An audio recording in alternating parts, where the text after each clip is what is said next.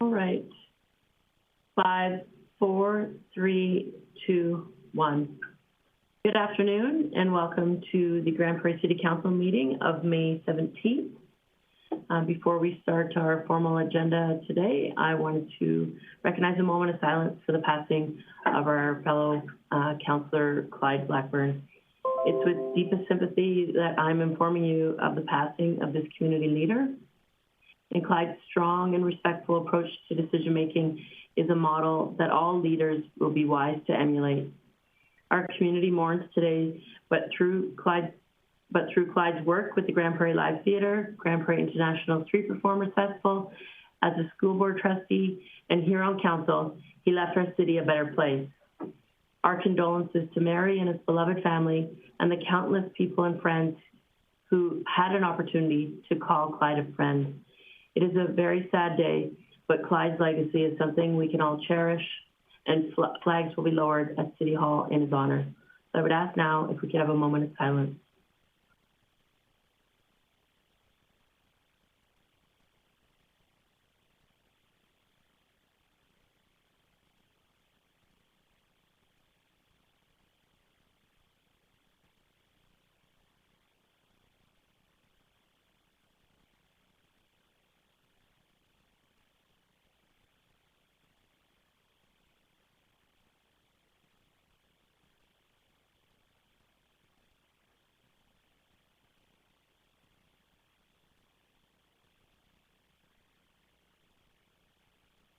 Thank you for that.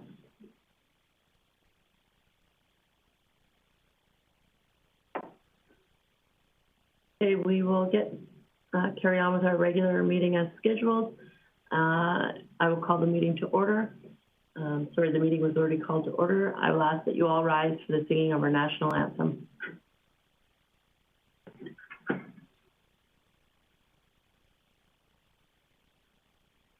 O Canada, our home and native land, true patriot love in all of us command.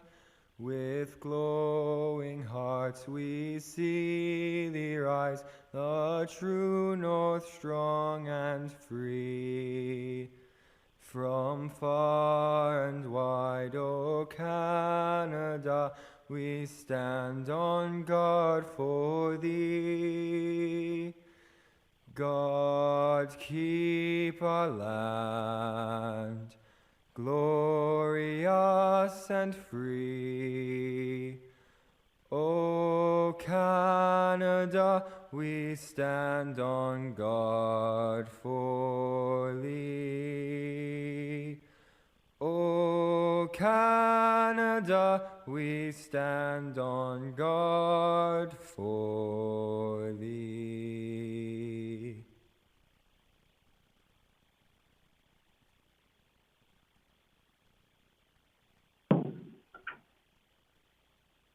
All right, thank you to our National Film Board for the images you saw before you of of the country of Canada today, and for the singing of the national anthem from a fellow member, not a fellow member, a fellow Grande Prairien who is a member of the Grande Prairie Boys Choir.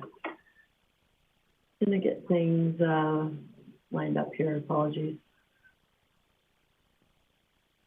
All right, now I look for an adoption of the previous council minutes. It's in your package from the May 3rd council meeting. Looking for an adoption of that, the minutes. Councillor Thiessen. Thank you, Mayor Clayton. I move that council adopt the minutes of the City Council meeting held Monday, May 3rd, 2021 as presented. Thank you for that. I would ask that council please vote.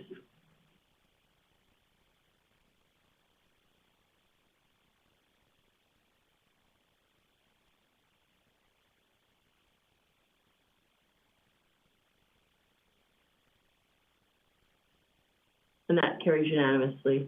Now moving on to the adoption of the agenda. Looking for a motion for that. Councillor O'Toole. Thank you, Mayor Clayton. I move the council adopt the agenda as presented. Thank you for for that. Please vote.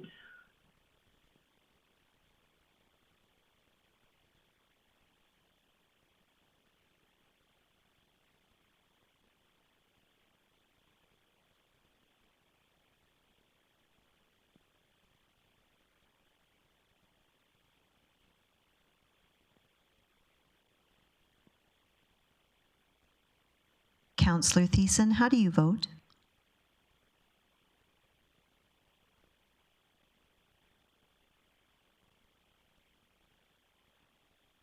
There we go. That too is carried unanimously. Thank you for that. Moving along to item 6 on our agenda today, the delegation portion of our business. This is a reminder that anyone who would like to come to speak to council, you are more than welcome to come to speak to the 3 p.m.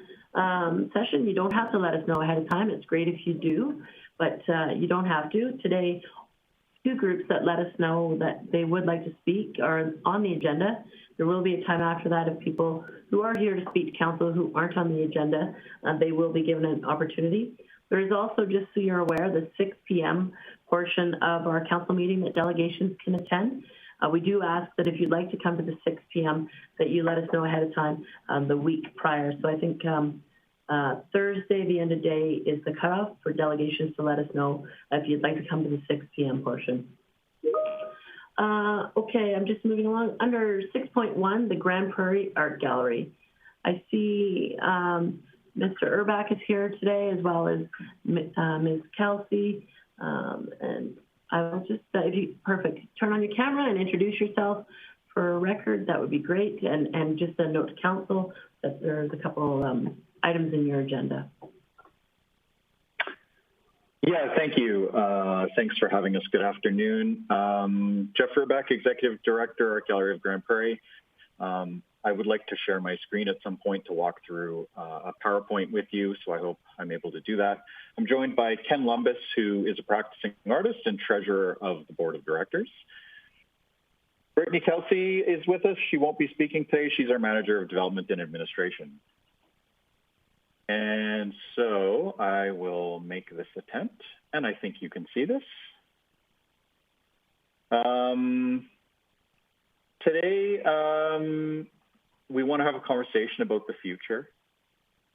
We want to have a conversation with you that is not prescriptive nor presumptive that this is the only path.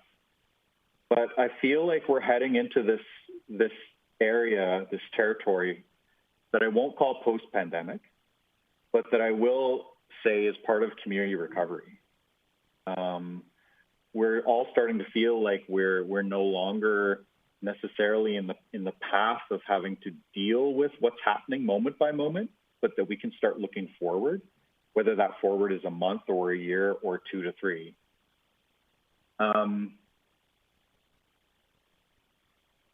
So in typical disaster relief planning, there are stages that communities work through. And again, we're going to have a conversation today, even briefly, about the recovery stage. And that in community recovery, community is what matters most. I know that feels like a simple sentiment, but it's something that I'm hoping that can be present and central in the conversation today. And if we think about how community matters most through community recovery, we can make a decision as a community to strategically invest in how we can deliver on recovery supports.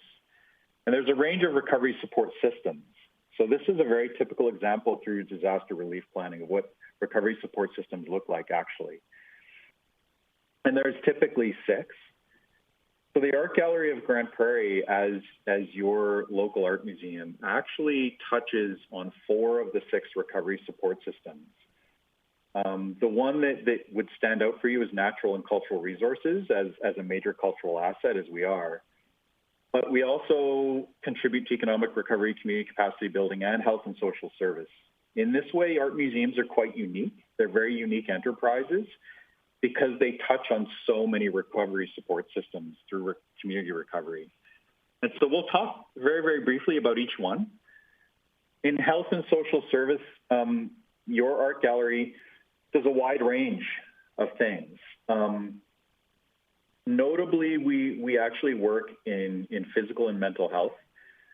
In Ontario, as an example, doctors can actually prescribe to people who have mental health issues around anxiety and stress memberships to art galleries. And it's a prescription that's not a pill or a pharmaceutical. It's a prescription for them to attend an art museum. In the past year, through the pandemic, we worked with 30 different social agencies in the delivery of our programs, mostly online, but also in the physical creation of art creativity kits. These agencies included mental health organizations, organizations that work with vulnerable populations, with seniors, with youth, and more. This is an example of how, as an art museum, our work is very connected to health and social services and can be as part of community recovery. In community capacity building, art museums are really special places. We serve as a cultural leader in our community. We strengthen charitable networks. We're very connected to the Downtown Association, to Grande Prairie Tourism, to the Volunteer Services Bureau, and more. We foster volunteerism in our community. We strengthen civic engagement through art exhibitions even. We expand community leadership. We establish a sense of belonging and pride of place. All of these are really important aspects of what the community itself is looking for through recovery. Is they're looking for quality of life. They're looking for places that they can socialize. They're looking for ways that they can reconnect into their community. Economically, a chart which I've shown to Committee of Council on several occasions, which is from the provincial economic indicators, which is the gross output multiplier of the work of nonprofit arts organizations like ours. And it shows you that that art museums spend an extraordinary amount of money in our community. Oxford Economics recently did a study last year that said that the combined economic and social benefits of investing in art museums is a multiplier of 4, which is an extraordinary number. We spend on materials, on professional services. We hire contractors. We attract dollars into our community and spend it here in our community. So as part of community recovery, we know that there's a very vital economic conversation to have, and we're happy to be a part of that conversation. Natural and cultural resources, it's very, very critical that we continue to make strategic investments in work that inspires and challenges and connects people, that simply generates exciting opportunities. We've been a little bit mum on some of the exhibitions and events and programs that we have coming this year because we're not allowed to publicize them. But when we can, you will find them to be some of the most exciting things that we've done artistically in our community ever. We think the community will be really, really responsive to this. We're an organization that's known for being creative and innovative, and we can continue to do so as part of recovery. I'm going to hand it to our treasurer, Ken Lumbus, to talk about what it means to have a museum like this in our community. Ken. Thanks, Jeff. One of the key things from this slide is that we are the largest free admission art museum in Western Canada. And why this is important, it allows all sectors of the community, age, economic situations to attend the art galleries. And I think this is important because it helps, as Jeff has indicated, in the healing and recovery and inspiration for the people of Grande Prairie and surrounding areas. Now, one thing that you may not know is that we're designated as a Class A museum, which basically says that our environmental standards, the humidity, et cetera, are at such a level that we can bring in national, international exhibitions for the people in the area to inspire them. The image in the lower left there is of the Kubota show, which came to Grande Prairie, and it was also in 2 other locations in North America, New York, Toronto, and then it came to Grande Prairie. So that just shows the level of inspiration exhibitions that we can bring to our museum and inspire the local people. Interestingly, people from BC and Saskatchewan came to see this particular exhibition of Japanese kimonos. The other thing is our gallery has the support of the owners of art like this. This show was valued at $10 million, and it was insured for that. And because of the quality of the museum we have here, we were able to bring that to Grande Prairie. It was basically a once-in-a-lifetime opportunity. From Grande Prairie, it went back to Japan and is in storage there for who knows how long.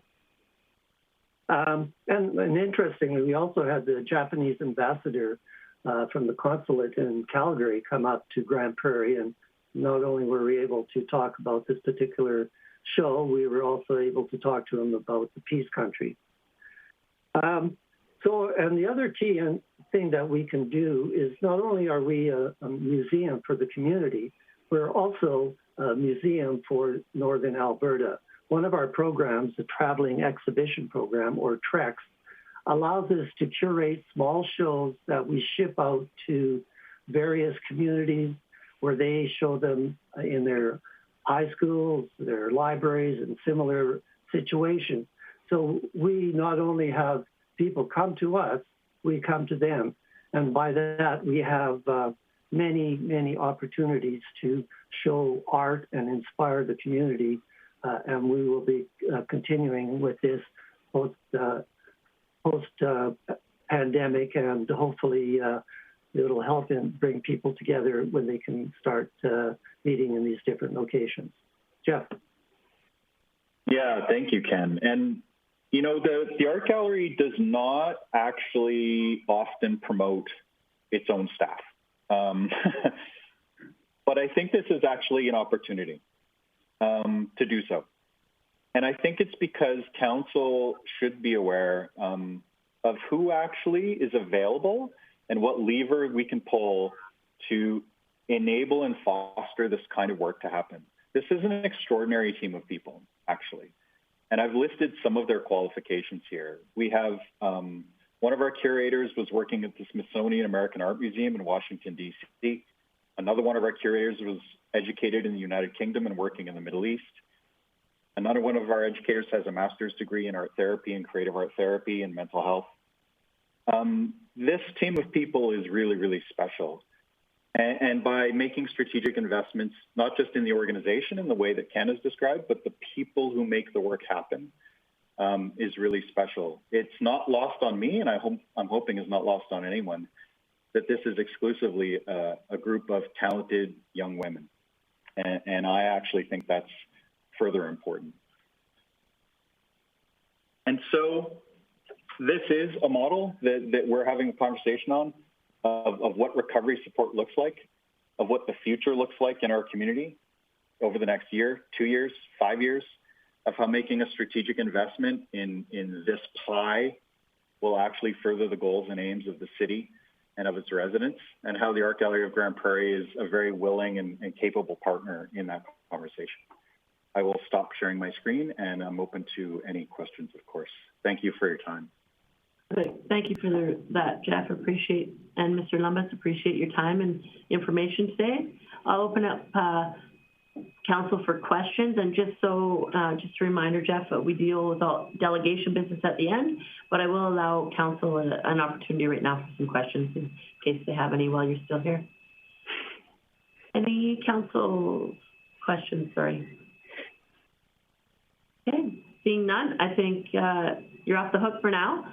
Your time and the information, and thanks so much for coming out. And like I said, we'll deal with delegation business at the end of this, and we know where you are. So we really appreciate the work that you do in our community, but if we have any questions following, we'll find you. Thank you. Thanks, Jeff. Perfect. All right, moving along, our second delegation for tonight, the Canadian Red Cross. If you are here with the Red Cross, if you wouldn't mind turning on your camera. Perfect, thank you. And as with the Art Gallery, you have about 5 to 10 minutes, and then there's an opportunity for council to ask you questions.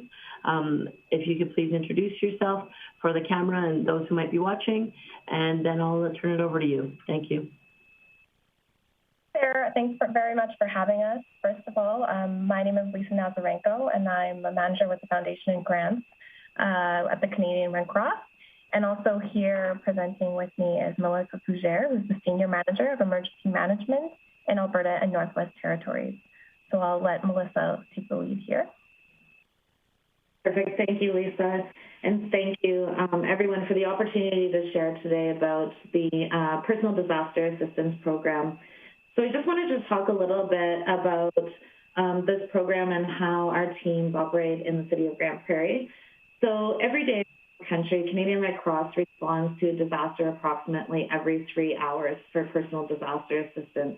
This could be a house fire, it could be a small evacuation for a gas leak or a flood or an unidentified evacuation. So when an emergency or disaster strikes, the Canadian Red Cross may work in partnership with first responders, public officials, emergency managers, the voluntary sector, and the community at large. Our trained volunteers complete private and confidential needs assessments with impacted person or persons to identify their urgent basic needs. The assistance may come in the form of emergency food, clothing, lodging, personal services, or hygiene items. This service can be for up to a period of 72 hours.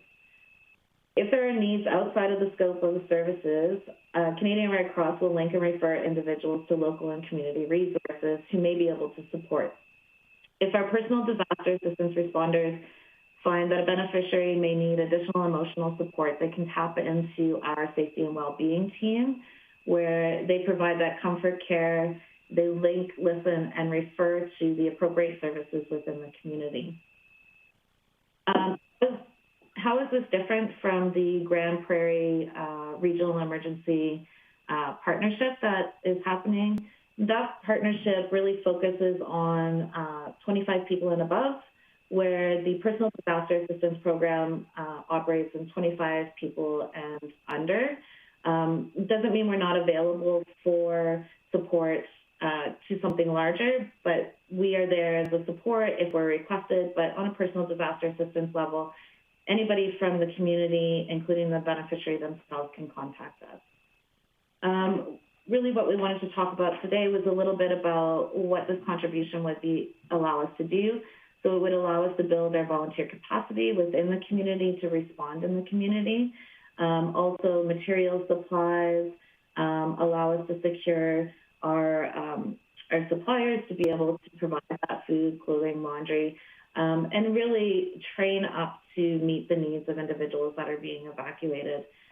We think that this fits in with the priority of Council in keeping communities safe. And as the Art Council spoke before us, part of recovery is that community engagement piece, where our responders are actually those people that live in the city of Grande Prairie and will respond in the city of Grande Prairie. In 2020 alone, we've supported over 32 individuals that were evacuated from their home for various reasons. So thank you for allowing us to speak a little bit today. We have been in the community for several years, and we hope to be able to continue to do so more with your support. Perfect. Thank you for that. I'll open the floor for questions. I did have one. I don't see anyone else jumping in yet. I'm very familiar with the work that the Red Cross is doing in regards to disaster relief, as you discussed, but I'm curious, what happened, and probably now is not the appropriate time for it, but prior to COVID, I don't seem to see as much blood donor clinics. So what happened to that program? So we actually haven't done any, it's all Canadian Blood Services now. Red Cross in Canada hasn't collected blood since the late 80s. Okay. We've transitioned away from that. Really our flagship now is that public safety, that emergency management component. Also this year, we've really broadened our scope with that health and emergencies component. So everything that we do, in addition to the provincial and local protocols for health and emergencies, we have a lens from our health director and our global health unit to ensure the safety of not only our personnel, but also the beneficiaries that we serve. Perfect. Thank you for that. I wasn't aware of that. Councillor Thiessen. Thank you very much, Mayor Clayton, and thank you, ladies, for being in here today. As part of your presentation, I thought you might have alluded to a request for funding although maybe I missed it in the presentation. Is there a request for funding as far as the emerging program needs of the Red Cross locally? Yes, we've submitted a request for community group funding in the upcoming, it was last month. So this is just our way of being able to talk more about it, being able to explain the program and answer any questions if they do come up. Okay, perfect. No, actually, I thought that's probably what we were alluding to here. Just a quick question on the impact of COVID-19 on your program delivery. How have you managed to navigate the waters of that over the past year? So it's been a really interesting year for us, Councillor. We've actually been able to move most of our programming to virtual. So our volunteers are still providing that individual needs assessment with our beneficiaries. However, when we provide the service, we're able to do that through an electronic funds transfer so that we limit the contact. We do recognize not everybody has the ability to receive the electronic funds transfer, so we do have that option to be able to deliver the service in person with COVID protocols in place. It's been a little challenging, but our volunteers have been fantastic. They've really stepped up and understand that despite COVID, that everyday emergencies still occur. Okay. Thank you very much. You're welcome. Councillor Bressie. Wanted to thank you for coming in here today. And it's a couple years ago, my mom lost her home in a fire, and she was far away on a farm. And I got a phone call while she was on her driveway, watching her house burn, waiting for the fire trucks to show up. And being 6 hours from your mom and getting that phone call, you sure feel helpless.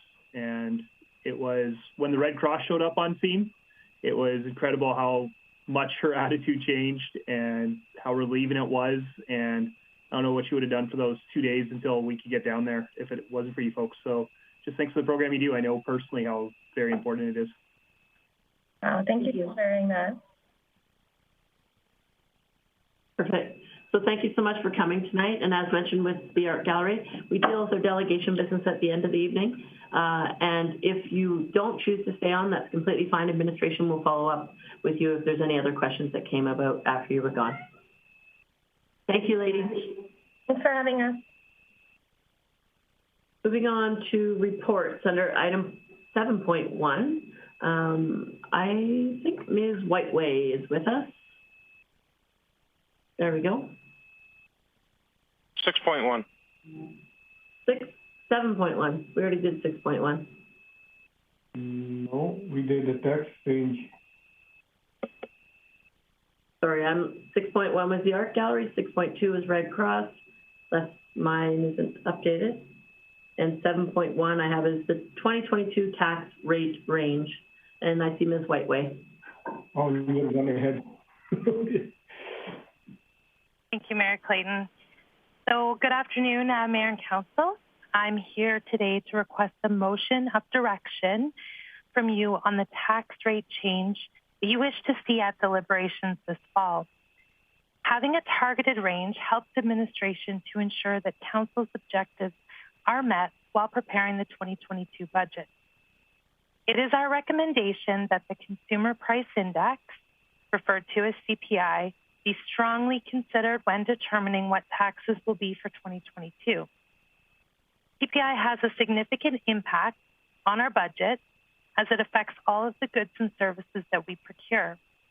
As well, it affects the day-to-day living requirements of our employees. Currently, CPI is unstable during these times, and stimulus spending has the potential to drive it up. We will continue to watch this closely, work with our investment team as well to prepare appropriate assumptions going forward. So at this time, CPI for 2021 and 2022 is being projected at 1.9%. And it is our recommendation that we bring forward a budget for 2022 that sees taxes increase no more than plus or minus 0.5% of CPI. So this is a target of 1.4% to 2.4% for 2022. Thank you. Thank you for that, Ms. Whiteway. So an opportunity for questions. Councillor Plott. Thanks, Mayor Clayton. Thanks for that, Ms. Whiteway. I love the range. I know from this being our last chats, we're going to get to talk about budget. It's nice, like setting up the next council for kind of a range at least we're going into. My own comment outside of that would be if there was an ability for council to want to get lower or higher, how we do that. And I guess my question is, will there be options like there have been in the past for council to try to get to a zero if there was an appetite to get to zero? Would there be options or things available for that? Ms. Whiteway? Thank you, Mayor Clayton. So similar to prior years, it's council's discretion of what they'd like to see at budget deliberations. So of course, we'd like our starting point or target, but there is flexibility and that can be planned out for deliberations if council so chooses. Okay, thanks on that. I'm fine with the range proposed. I guess as it got more on the next council talking about, I'd probably like to see the option of what it would look like to try to get to a zero. So, a good exercise to go through. To that point, I guess a question, Ms. Whiteway, if there was council's interest with this group was to seeing that range go from 0 to 2.4, would that be useful to be aware of that now? Or would it be fine to leave it till the new council is formed and see where the discussion goes at that time? Thank you, Mayor Clayton. Of course, the earlier that we know what council wishes to see at deliberations, the better it is for our planning purposes. For sure. Thank you for that. Any other questions? Councillor Minhas and then Councillor Thiessen. I don't have a question. I'm happy with this range, and like we said, I'm willing to put the motion if need to. All right, Councillor Thiessen. Yeah, I'm also pretty comfortable with this. Thank administration, not just for reading the CPI index, but also reading council of the day. We've done very good, and we've been pretty studious with working with administration to pull off our lower tax increases. At some point, though, tax has got to go up. I understand that. Do you feel comfortable that, considering all factors, that 1.4 to 2.4% is a safe range going ahead, or is it just safe for this council? Ms. Whiteway? Thank you, Mayor Clayton. So this range is more like I said, based on CPI. Of course, CPI certain years can be much higher, can be much lower. Even when we look forward into 2022, the uncertainty around CPI at this point in time, not even halfway through 2021, is something to be aware of as well. So I'm speaking to this range simply for 2022, and I think it's something that should be revisited annually and discussed for budgets on a regular basis. Awesome. Thank you for that. Really appreciate it. And really appreciate it not just for this council and stuff like that, but also for the people in general. I have a feeling everyone's going to get hit with a bit of a bigger tax bill come 2022, and if we can try to keep ours under control, hopefully we give them relief in that realm. So thanks for being mindful and looking for some type of direction going forward that works for everyone. I see CAO Galante and then Councillor Friesen. Thank you, Madam Mayor. Just a comment about the particular circumstances we're living in terms of the volatility of CPI during 2021. As you all are aware, the amount of stimulus money that's being printed is giving us a little bit more uncertainty in terms of ranges. So that's the reason we're targeting CPI as a concept without putting a number right now. And we'll be monitoring the evolution of CPI in the months to come. I would say by July, early August, we need to have a very solid definition on the number and the range. So that's the reason we're leaving this 1% to 0.5 plus or minus. And CPI could move up and down. So keep that in mind. This year is particularly, or has more volatility than in the past. I would describe it that way because of the amount of, quantitative easing and stimulus injected not only in the Canadian economy, but in the global economy.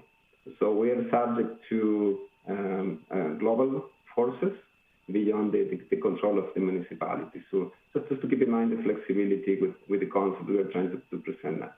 Thank you. Thank you for that. I have Councillor Friesen and then Councillor Plott. Thank you, Mayor Clayton. I will be voting in favor of this motion. While I like the work that we have done to rein tax increases in for the duration of our term, I am very aware and somewhat concerned that we've, our direction has been arbitrary and somewhat cavalier in regard to CPI. We have almost wholly disregarded CPI as we've gone about making our targets ahead of actually deciding budget. And I'm really pleased to see that this is the basis of the recommendation from administration. I also appreciate that it's a floating figure right now, and the plus-minus range allows us to have regard for what the final rate is. And so thank you, Ms. Whiteway, for this recommendation, and I wholeheartedly support it. Thank you for that. Councillor Plott. Thanks, Mayor Clayton. Just a question, I guess, for administration here. Just thinking a new council comes in, somebody has an appetite to try to get to zero or wants to do service levels reviews, what would happen then? I mean, I remember the one budget a few years back where we just said we want to get to a number and then it was panic. Knowing now versus then, how much does that change the thinking? If there was an appetite to get to zero? Because I'm going to say, for me, I think we should always have an appetite to get to zero. I don't think that we should attain to get to zero. But I think with the MSI potential drops, the gas tax potential drops, we should be ready to react. And that might mean we have to look at service levels that have to be changed. So I think we always should be ready as an organization. So I'm just wondering if it's, Ms. Whiteway, is it better to know that 1.4% swing now, it's better to know versus later? And also, if it was decided later, is it achievable at budget if somebody wanted to do that? So. Ms. Whiteway and then CAO Galante. Thank you, Mayor Clayton. So, of course, with having to build in CPI regular cost increases into our budget, if we look for a zero type scenario later on this year at deliberations, that would require a list of service potential cuts or very significant changes to be able to achieve that come this fall. Thank you. And CAO Galante? Thank you, Mayor Clayton. Yeah, so if the wish of council is for us to prepare a scenario with the 0%, we would really appreciate direction today. We can prepare a spot scenario, right, for a 0%. We will prepare our budget for the range, CPI plus minus 0.5. That will be the design of the budget, and a spot scenario for zero, which may encompass stricter measures in terms of level of services or any other alternatives that we may see fit. But as you know, we are a $200 million operation, so it takes time to develop professional scenarios. So the election is on the middle of October. We need to have everything printed and ready in a few weeks after that. So I think advance notice if the will of council is to come up with a 0% scenario. Today would be the day to perhaps incorporate that in your motion as well. So we can have enough time to do a conscious analysis of the operations and to minimize the impact, as we have done before, trying to minimize the impact in the community with that kind of scenario. Considering the last 40 years, we had a negative tax rate compared with the last 7 to 4% positive inflation numbers. Thank you. Thank you for that. On that note, Mayor Clayton, I'd like to just make an amendment to the motion, please, just to have the property tax rates. Sorry, just one sec, Councillor Plott. I don't know. Councillor Minhas said he would make the motion, but nobody actually has yet. So if you can just hold off 1 second, Councillor Bressie had a question. Thanks. I was actually going to make a comment on where Councillor Palat was going and probably a rebuttal to what he was going to say. So maybe I'll let you figure out the motions and get things on the floor before you come to me. So then if Councillor Minhas, if you're prepared to put that motion on the floor, then I think Councillor Palat has an amendment. Yes, I'm prepared to put that motion. So as recommended by Ms. Whiteway, that your motion would be that the consideration be given to plus 1.4 to plus 2.4 with consideration of 0.5 in either direction. Either direction, yeah. Okay. And so for now, Councillor Platt, you had an amendment for that. Yeah, thanks, Mayor Clayton.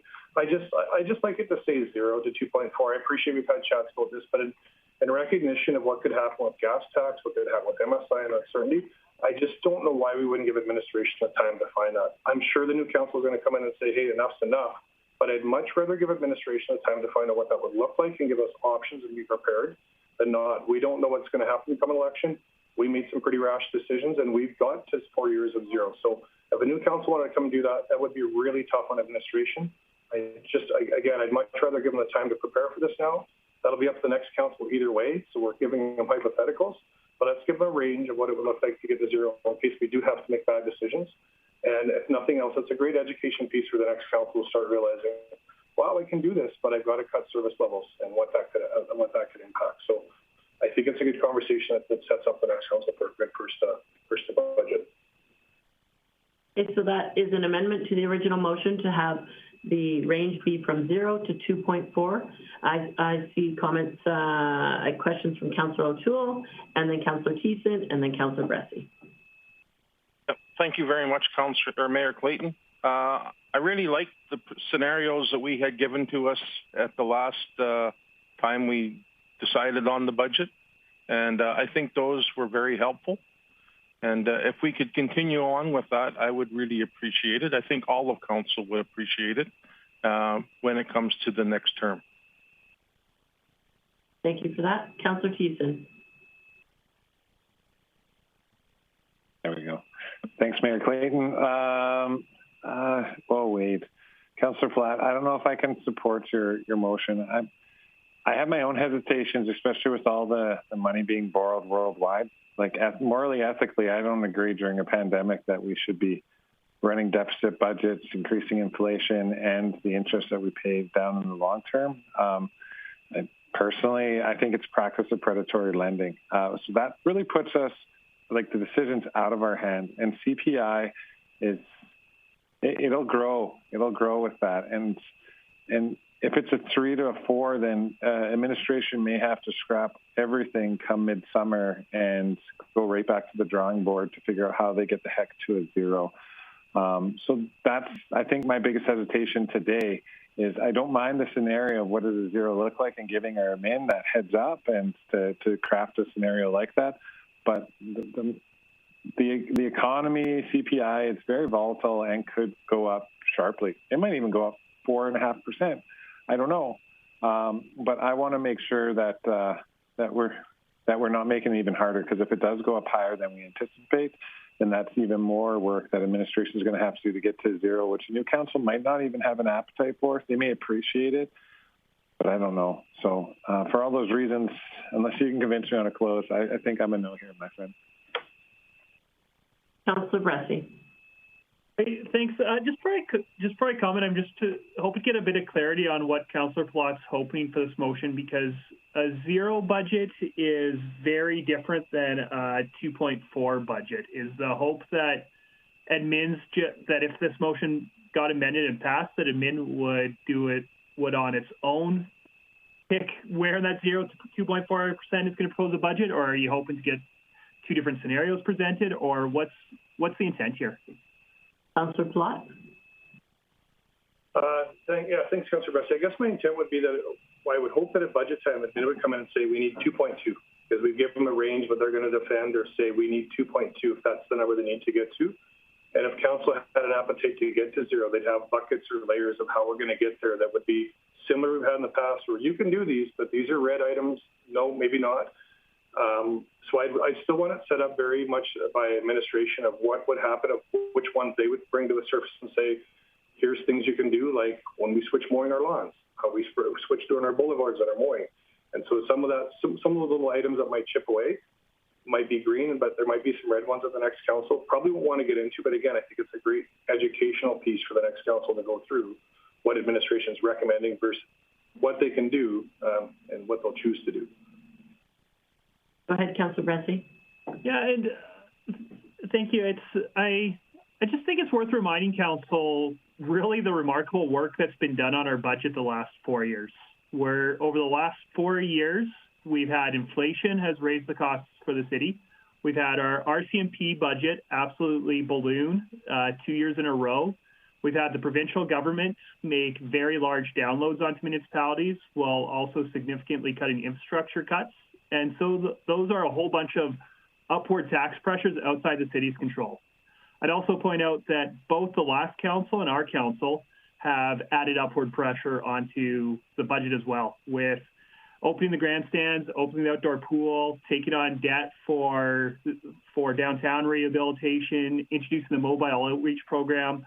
So we've got these upward pressures, we've got new services in the community, and somehow administration's managed to deliver budgets that see an average residential taxpayer paying 1% less over the last 4 years.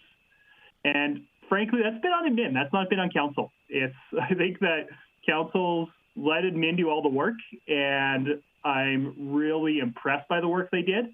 I think that only gets so far. I think that we've wrung out the efficiencies and we've taken out the low-hanging service fruits that are available. And I think that if the next council wants to maintain a budget that's not keeping up with inflation, then it's going to have to do harder work and, frankly, be more courageous than our council has been. It's going to have to either increase non-tax revenues, because we know that compared to other municipalities, we over-rely on residential taxes, or it's going to have to make meaningful service cuts. Not the low-hanging fruits that nobody will notice like we've done this term, but actual meaningful service cuts that they'll get phone calls about. And I think when we're talking about the changes that would need to happen for a 0%, we're getting to a territory where it's not on admin to suggest. It's on council to say these are substantive changes, and this is how we want to get there. And so for me, I'm not comfortable. I'm done saying to admin, you need to find all the cost savings, because it's council's role now. So if we want them to find a 0% scenario, I think we need to give further direction in terms of what services are we going to review and debate potentially cutting, or what revenue sources are we going to look at increasing. And so if we want to have this conversation about 0%, I'm not comfortable just saying, hey, admin, figure out how to get there. I would be open to, over the next couple months, having talks about what scenarios do we want to present and what's our idea for how to get there. But I think that just asking admin to do it, we can't do that anymore. They've delivered incredible work, and I just think that we've wrung out as much water out of that stone as we can get. So I can't support this motion as is, but if we want to do some more work as council to figure out how we could present these scenarios, then I could maybe get on board with that. Thank you, Councillor Bressie. Councillor Friesen. Thank you.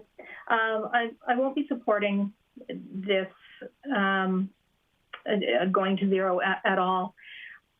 When we came in, we knew that we had some levers that we could pull that would give us some room to do things like this. We initiated some corporate efficiencies, including lean and priority-based budgeting. Those programs provide a lot of diminishing returns. And we have pressed hard on administration to exercise those, as well as whatever other levers they had to pull to get to where we got to during this term. And as I mentioned before, we have, in our efforts, we have almost wholly dismissed inflation. And we've added a number of services, and we know that we have pressures going forward with COVID recovery and some of the social programming that we want to do and accomplish over the next couple of years. And to be able to do that, I think is irresponsible to ask for administration to find other ways to continue to save the dollars that we've been asking them to save for 4 years already. So I won't support this one. Thank you. Thank you for that. I don't see, Councillor O'Toole? Yes, I just want to say I agree with Councillor Bressie. And that was one of the reasons why I would like to have some scenarios brought up, because those are the ones that really hurt. Previous years when we had, not this council, but previous years prior to this council meeting, we used to have to sit through, and it was good experience to listen to everybody that had requested money. And I can tell you, to come to council and ask for money takes a lot of bravery, and everybody deserved to get some money. There's no doubt about that. But at some time, you've got to say the pocket's empty and we can't support you or can't fund you as much as we'd like to. So with that being said, Dylan's right. The administration has been doing our work for us. We hardly see any of the asks that come to the city. Really, we hardly ever do. And if we could get the scenarios brought up, and we've done a very successful job in getting our tax rates down. And when I say we, our administration, we've agreed to some things. We've made some cuts that kind of hurt our feelings a little bit. But this is a tough decision. This is what you get paid for. And I really, truly think that whatever administration comes up with, knowing that we do want to get it as low as we can, but there's going to be some decisions where we're going to have to, if we want to continue going down low, we have to make these decisions ourselves and with the advice of administration.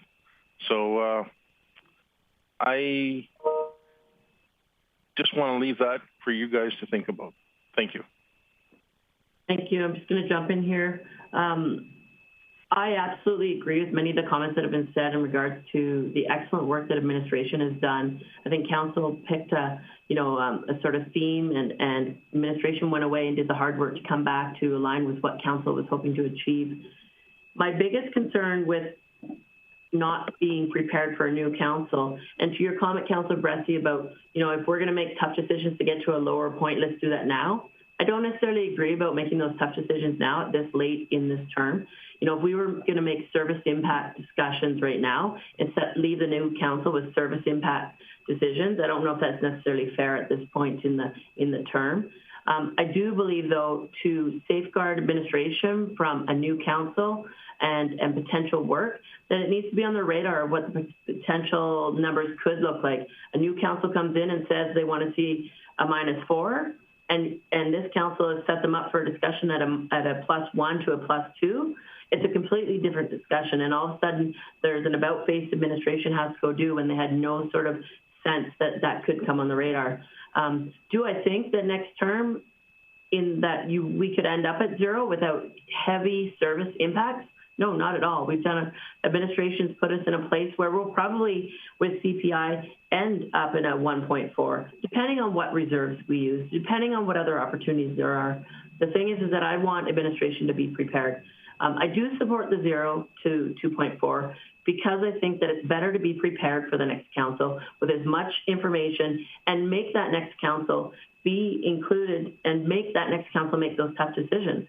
If they really think if the city can be at a 0, then they need to be able to see those service impacts. They need to be able to see that information. So to put administration on the thought that there could be an increase without knowing what next council wants, I just want everybody to be prepared for the fact that these questions could come up in a short time frame. So I will support the motion. Councillor Platt, did you want to close? Yes, please, if everybody else is good. Yeah, I don't see anyone else. I agree with everybody about these conversations, and I think of all the back chats we've had in the council chambers over the years at budget. And a lot of it came down to our ability to either put pressure on the organization or ask. And so all those things that were achieved, you're 100% right. The only thing administration didn't do was the ask part. All council did was the ask, and we set the motions in place. And yet, 3 years later, we've accomplished all those tax increases or decreases, and all the service levels have almost held the same. We haven't had major service impacts because we asked. And that's all I'm doing here, guys and gals, is we just should ask, what does zero look like? It doesn't mean the next council is going to approve it, but we should always ask. It's one of the few things we have. We have budget and policy. So if we're not going to put a little bit of pressure at budget to look like what a zero gets to, then when do we? It's easy to spend money during your term. This is our one time to set up the next council to say, what would it look like to get to zero? To me, it's just good financial governance. We should always be looking at that. I just want to throw out that we're just giving a range today. This doesn't mean the new council is going to come in and hit a zero. But if we don't give them a range, like Mayor Clayton said, and I'll repeatedly say, they're going to come in and want changes. I had enough comments from last budget that we didn't make enough tough decisions, and it looked like here's the number, just approve it, move on. And so some people want to see a process. They want to see us make decisions on what line items would look like. They don't want to just see we've all had agreements, we're all comfortable with it, so we just mail in a 1.4 or 2.4. We need to have discussions about budget, and this gives us the ability to show our community we're having discussions about budget items. I hope we get a few of you, because I think this is important for the next council to learn from. It was incredibly important for us, and we almost buggered it up. We were just lucky we had a great administration to get us through it. So please support it. Thank you for that close, Councillor Plot. So as you'll see on your e-scribe, the motion currently is direct administration to give consideration to the range with the amendment of 0 to plus 2.4 for the 2022 tax rate to be discussed during the fall budget deliberations. I'll call the question. Please vote.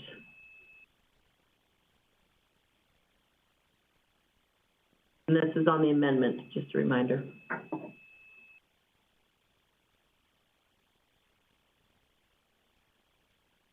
And that is defeated 3 to 4. So thank you for that. So now back to the original motion, Councillor Friesen, thank you. Thank you, Mayor Clayton. I just have a question on the main motion. Sure.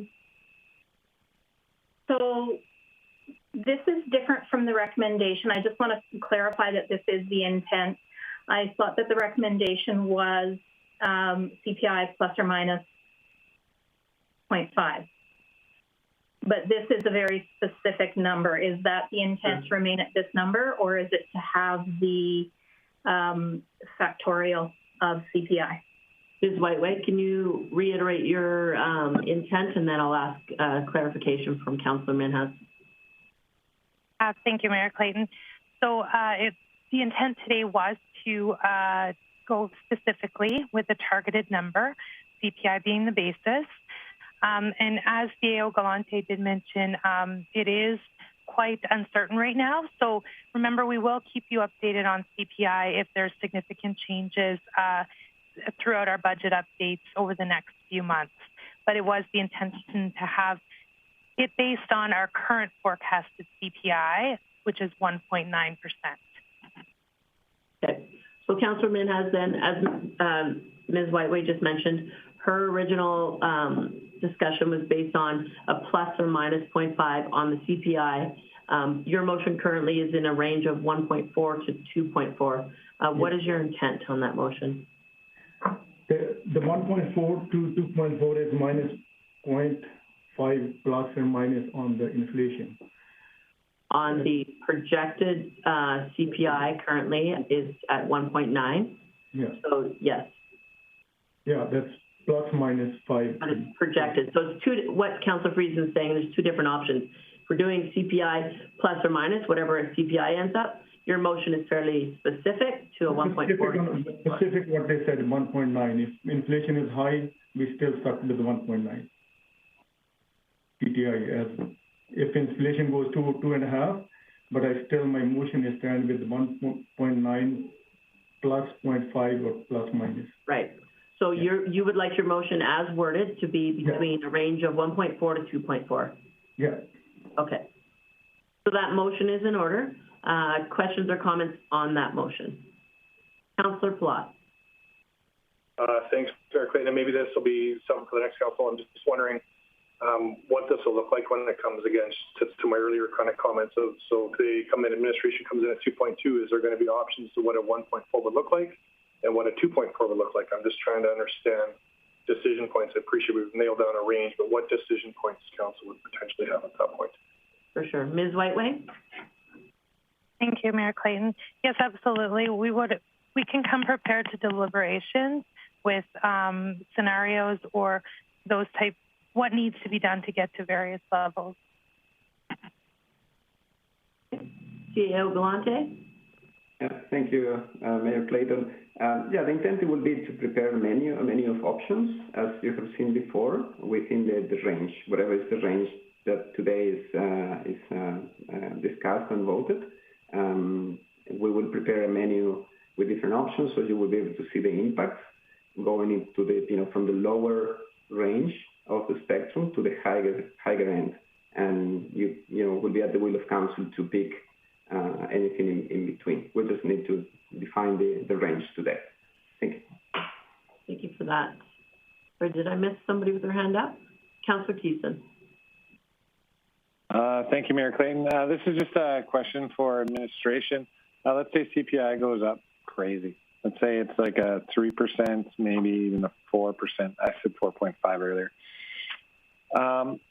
Would you come back to council with a revised menu or a revised recommendation of a range if our 1.4 to 2.4 doesn't cover the CPI difference? Ms. Whiteway? Thank you, Mayor Clayton. I think what you would see is we would strive to be within the range that you're voting on today. However, it would be clear to present at deliberations what that inflationary impact has resulted in.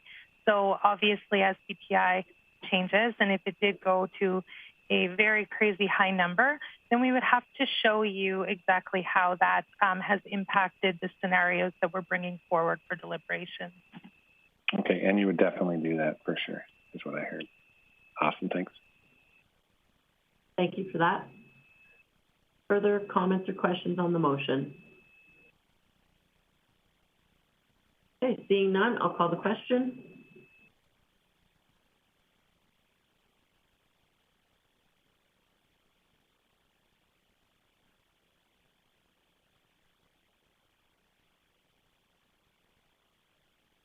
And that is carried unanimously. Thank you for that, Ms. Whiteway. Moving on to item 7.2. Before we start that, I'll recognize Councillor Bressie. Thank you, Mayor Clayton. I need to declare a pecuniary interest, so I'll just turn off my camera for the duration of this conversation. Great, thank you for that. Moving on to the weed inspector appointments. And I see this case on here, Mr. DeVries. Thank you. Hello, good afternoon. Thank you, Mayor Clayton. I'm just here today. This report refers to a bit of annual maintenance, which we're pretty good at here in Parks.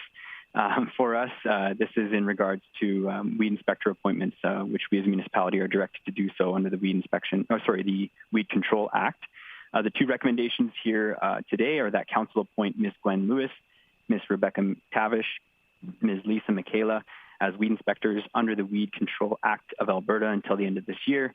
And the second recommendation is that council appoint the Infrastructure and Economic Development Committee as an independent appeals panel for 2021. Thank you for that introduction. Any comments or questions for administration? Councillor Thiessen. No comments or questions. This is a pretty routine piece of business. If no one has any, I'd be prepared to make the motions. Sure, just double check with council. No one any comments, questions? Seeing none, go ahead, Councillor Thiessen. Thanks, Mayor Clayton. I would move the council appoint Ms. Gwen Lewis, Ms. Rebecca McTavish, and Ms. Lisa Michaela as weed inspectors under the Weed Control Act of Alberta until December 31st, 2020. Perfect. 2021. First part of the motion, and that is in order. Seeing no comments or question on the motion, I'll call the question. Please vote.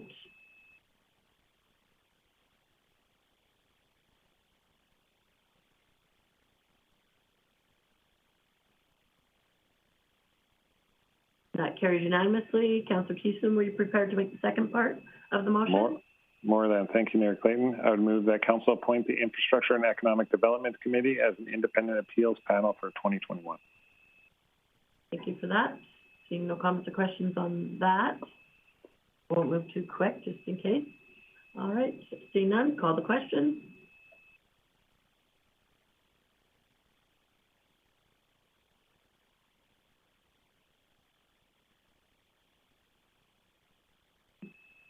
And that too carries unanimously. And Councillor Bressy is back, and so we'll move on to committee business. Item number 8.1, the Community Services Committee meeting of May 11th, and the chair was Councillor Palat.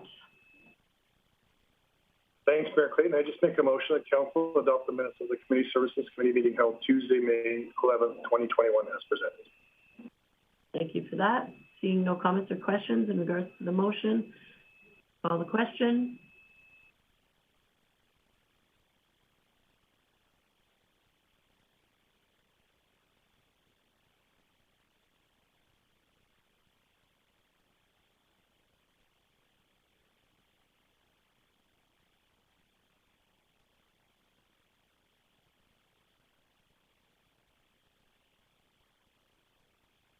Ms. Karbaschewski, do you require somebody's verbal vote? Thank you, Mayor Clayton. Just a slow computer in the chamber. One moment, please. Not a problem. The operator.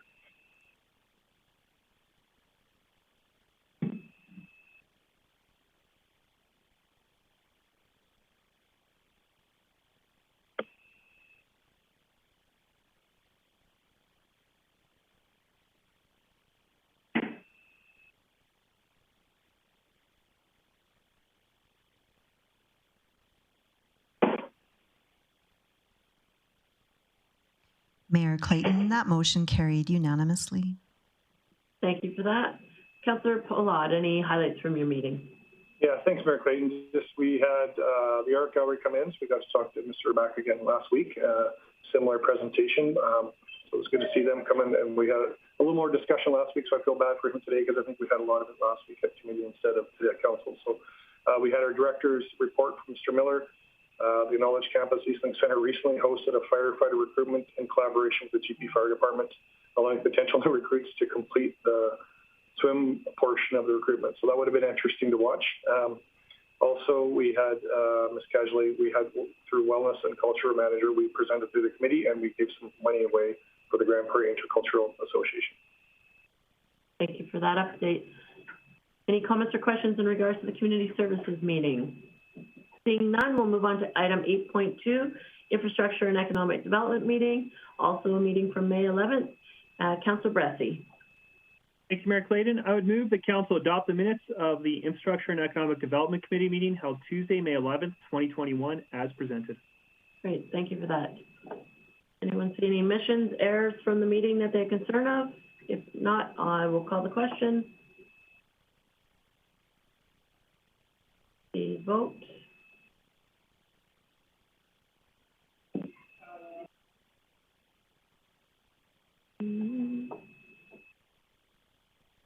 Ms. Karbaschewski, I will just let you know that I vote in favor. My voting was not loading.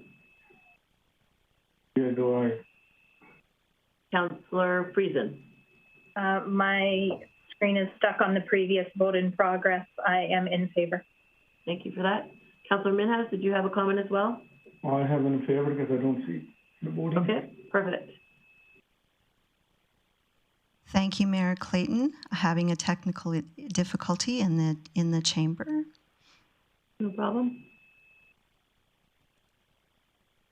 Do you require other councillors vote verbally, or do you have everybody now?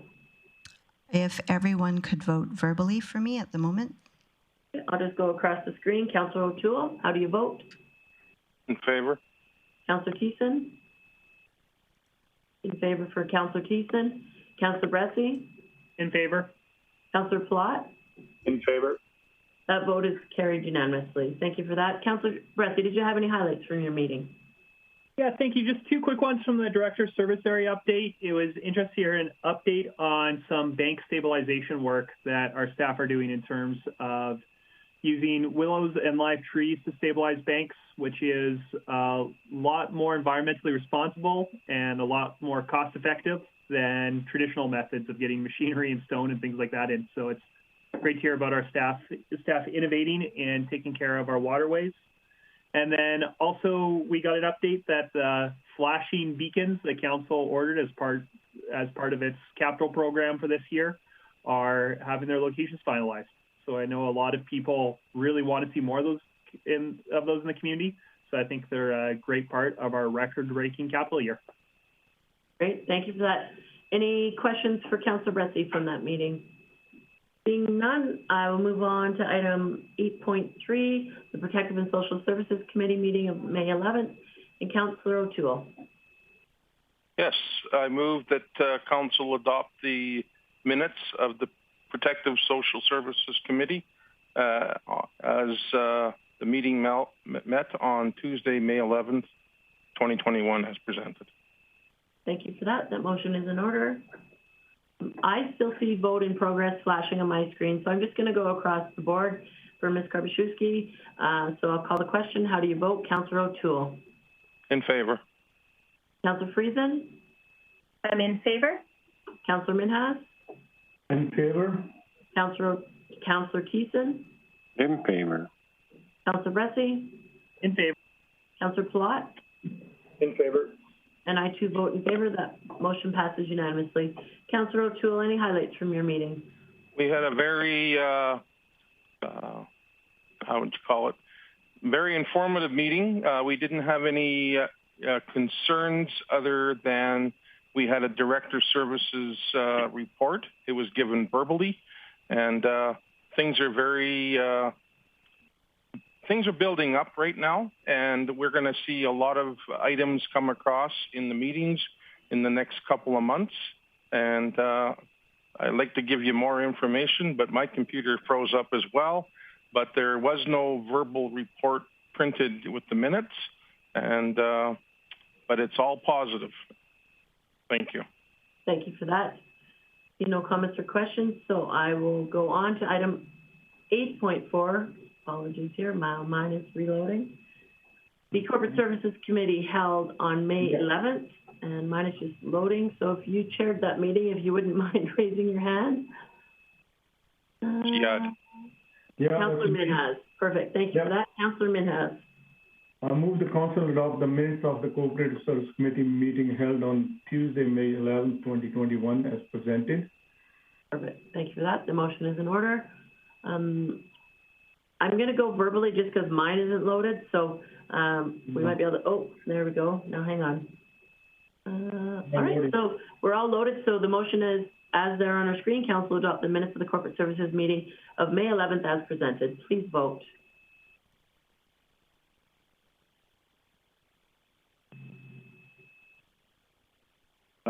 Mayor Clayton. Councillor Thiessen? Yeah, mine is not coming up, so I will vote in favor. Thank you for that. In favor. Anyone else unable to vote electronically? I'm in favor. Okay. I'm in favor. Councillor Minhas is in favor too. In favor. Councillor Bressie, Councillor Friesen. Oh, there we go. We're passed unanimously.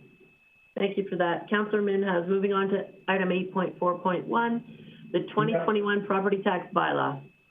Councillor Friesen. Thank you, Mayor Clayton. I just wanted to let my colleagues know that I went out of East Tribe and logged back in, and it's functioning now for me, so that may be helpful. Perfect. That's what I did too. So yeah. Me three. Now it's working again. Good. We're on the same page.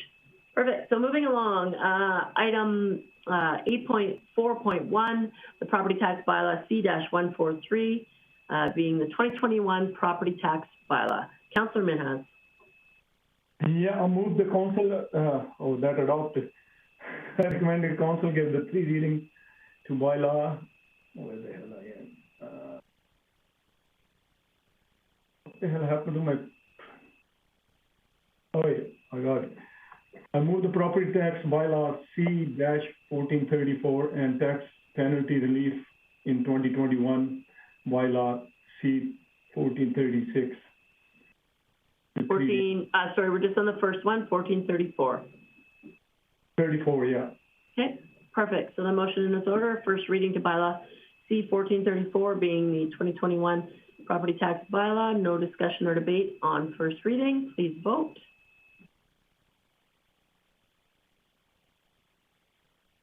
How did you guys get it? I shut it off and started again, or? Yeah. Yeah, just close it. How do you vote? I'm in the favor. Okay. Anyone else not able to vote electronically? I can't. I'm in favor. Okay. Thank you, Councillor Bressy. And Councillor Friesen? Councillor Friesen? Oh, my apologies. Here we go. No worries. That passes unanimously. Moving on to second reading. Councillor Minhas. I moved the second reading and now I lost it here, but oh shit. Just give me 1 second here. Yep.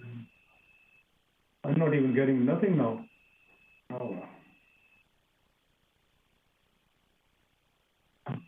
So we're looking for second reading, Councillor Minhas, on bylaw C. Second reading to bylaw C-1434. 1434, perfect. Can't read it, now let it go to somewhere.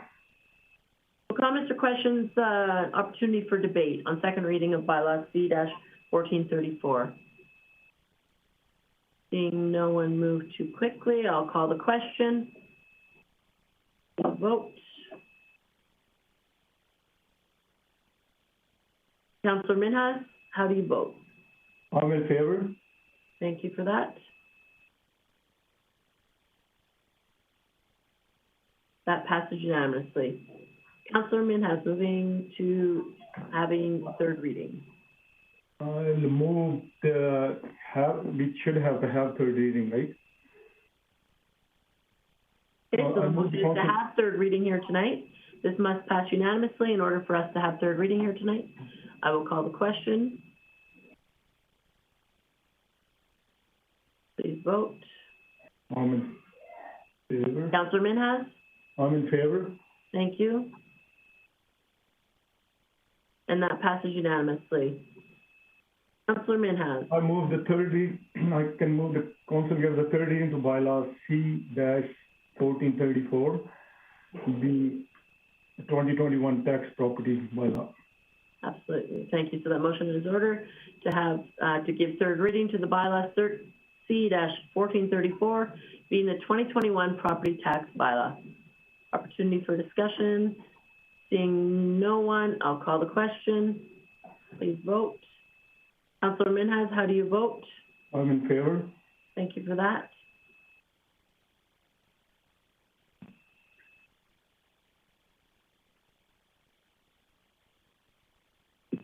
Mayor Clayton, I just need Councillor Friesen's vote. Okay, Councillor Friesen, how do you vote? It looks like, never mind, it came up. Okay, that passes unanimously. Thank you for that. All right, Councillor Minhas, moving along to bylaw 1436. I ask the council to give the first reading to the bylaw C-1436 being the tax penalty relief in 2021 bylaw. So no discussion or debate on first reading, so I will call the question. Please vote. Councillor Minhas, how do you vote? I'm in favor. Thank you for that. That passes unanimously. Councillor Minhas. I move the council give the second reading to bylaw C-1436 being tax penalty relief. Okay, opportunity for discussion or debate on second reading. All right, please, I will call the question. Please vote. I'm in favor. Thank you for that, Councillor Minhas. That passes unanimously. Councillor Minhas. I have third reading to bylaw C-1436 being tax penalty relief in 2021 bylaw. Okay, so an opportunity for us to be able to have third reading here tonight. This must pass unanimously. I will call the question.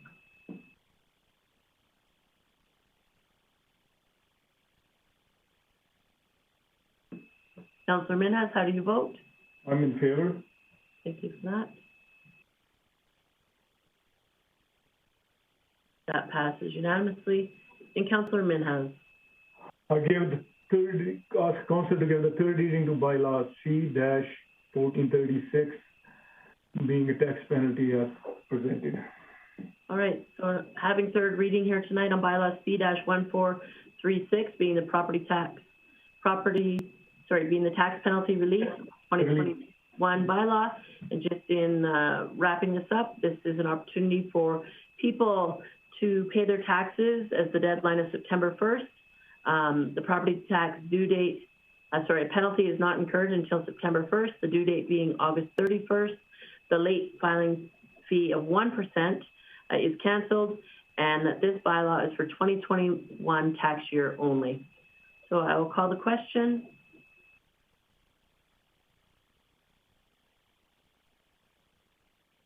Councillor Minhas, how do you vote? I'm in favor.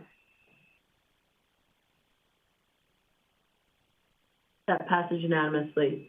Moving along, Councillor Minhas, a lot of business at your meeting last week. So bylaw item number 2, bylaw C-1435, being special recreation services tax levy in the Pinnacle Ridge bylaw.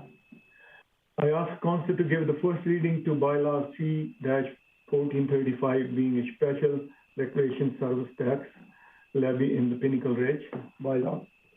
Perfect. So no discussion or debate on first reading. Call the question. Councillor Minhas, how do you vote? I'm in favor. Thank you for that. There we go. So it says the motion, oh, there we go. We're good. Councillor Minhas. I ask Council to give the second reading to bylaw C-1435 being presented. Thank you. Councillor Palat, discussion or debate on second reading. Thanks, Mayor Clayton. I know it was just there. I just want to get clarification from administration. The whole fountain and the pump and the maintenance and everything, is it all managed by the City of Grande Prairie? Director Burke. Yes, correct. So the funds go into a capital account, and when a replacement's required, which is around the $30,000 mark, then those are drawn down. So on a yearly basis, the costs are usually much more reduced, but that capital account has been created to smooth out some of the anomalies, including replacement, but we do take care of that. And if I remember correctly, I was trying to open my report. I'm having some internet issues at home here as well, but from committee, it was about $9,000 or $10,000 a year average without capital to operate the. Yeah, approximately. But like I said, when there is a replacement, that is closer to the $30,000 mark, so it is significant.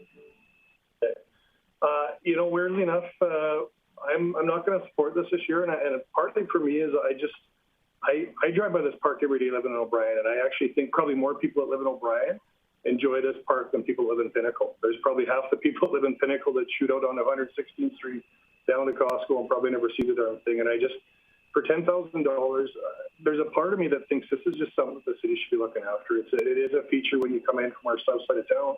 We're always saying we want a more vibrant, beautiful city, and I don't think it's fair to make. Yeah, it's $25, but if you live in that community and you don't even see it, it's $25. And I think this is a nice feature for our city. A lot of people use that trail system and go by it. So I know it seems petty in a way, and it's my last kick at this one, but it hasn't felt right for a lot of years that we haven't just paid this out of parks or of another department. If I'm understanding correctly, there's enough money in reserves to probably make the payment this year and have it come back another time. But just for me, I'm not gonna support this one this year. Director Burke. Just looking into some history of this over the years, one of the concerns was that developers were putting in bigger and bigger features to sell properties, and then at the end of this was being handed over to the city to maintain. That was a concern at the time, and one of the reasons why funding for this wasn't deemed ongoing, that it would have to be a commitment from the community. I understand there's a different process in place now, but I would just caution that this is a bigger issue than just the Pinnacle Fountain if we were to start down this road. Thank you for that. Yeah, I won't support this motion. Currently, this levy is $25 per parcel of land. I think that is a great amenity, and it may be the reason that some people move to that area. If we were to start and set precedent with this, maybe then, Councillor Plott, you'd want to consider building playgrounds at schools. You want to consider building, supporting larger water features in residential situations. And I think that, as Director Burke mentioned, that this is the opportunity that the people and the residents of Pinnacle have by living in that subdivision. The $25 annually that each parcel of land pays is insignificant in regards to the park feature and the water feature that they have in their subdivision. I think it's a great addition, and I'd love to see more of them. I just think that if you live in the subdivision that has it, that you should pay for it. Other comments or questions on the motion? Councillor Thiessen. Yeah, thank you very much, Mayor Clayton. The other thing just I'd like to add to this is that the affected properties in Pinnacle are very aware of this charge and that it was coming up. We had those conversations months ago, and everything seems like a blur. So it's not like they're being surprised by this as an increase. They're very aware of it, and they're more than willing, as canvassed by their own neighborhood association, to pay the extra to ensure that the fountain is there. And like the mayor said, don't want to set a dangerous precedent here. So I'm just going to vote in favor. Thanks. Anyone else? Seeing none, I'll call the question.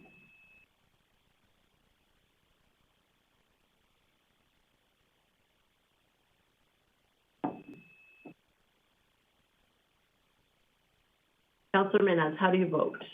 In favor. Thank you for that. That motion passes 6-1. Councillor Minhas. Yeah, I'll move the council have the third reading to bylaw C-1435 being special recreation service tax levy in the Pinnacle Ridge. So that's a motion to be able to have third reading here tonight at this meeting. This must pass unanimously in order for us to have third reading. I'll call the question.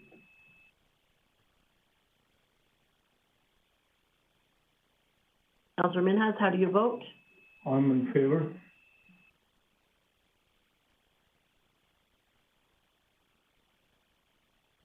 So that motion is defeated. This will come back at a subsequent council meeting. I will just check with Director Burke. Councillor Plott. Sorry, I voted wrong on that, Mayor. Okay. That was not a problem.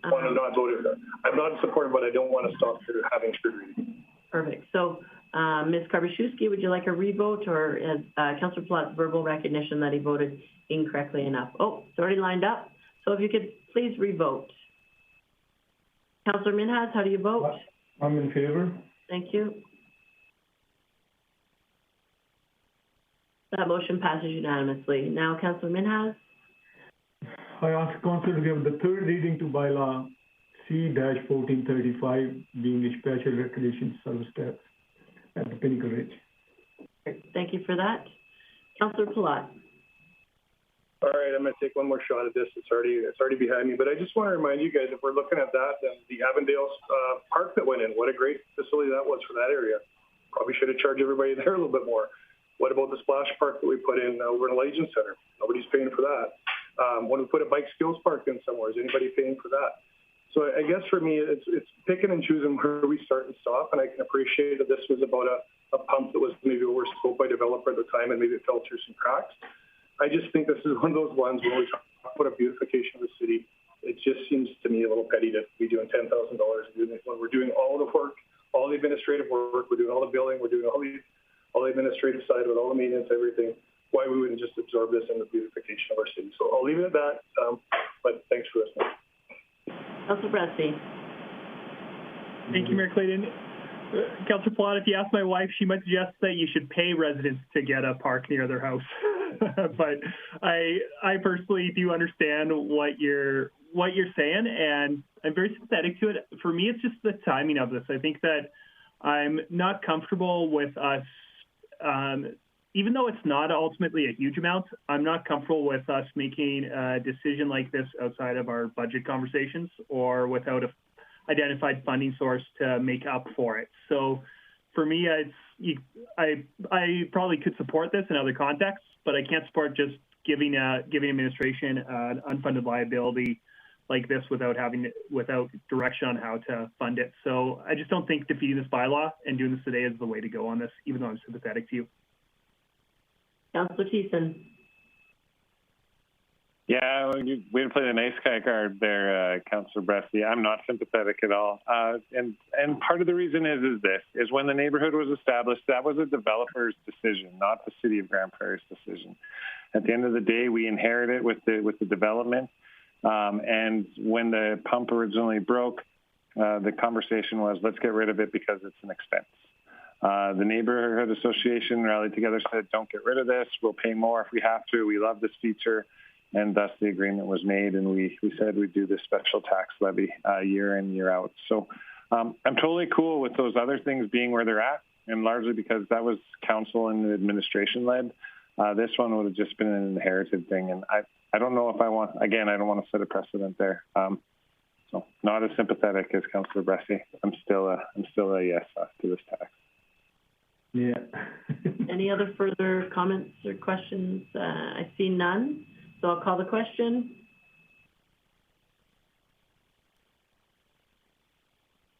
Councillor Minhas, how do you vote? I'm in favor. Thank you. And that motion is carried 6-1. Councillor Minhas, moving on to item 8.4.3, bylaw C-1438, the elections bylaw. Election. Thank you, Mayor. I move the council give the first reading to bylaw C-1438 being the election bylaw. Perfect. No discussion or debate on first reading, so I'll call the question. Councillor Minhas, how do you vote? Favor. Thank you for that.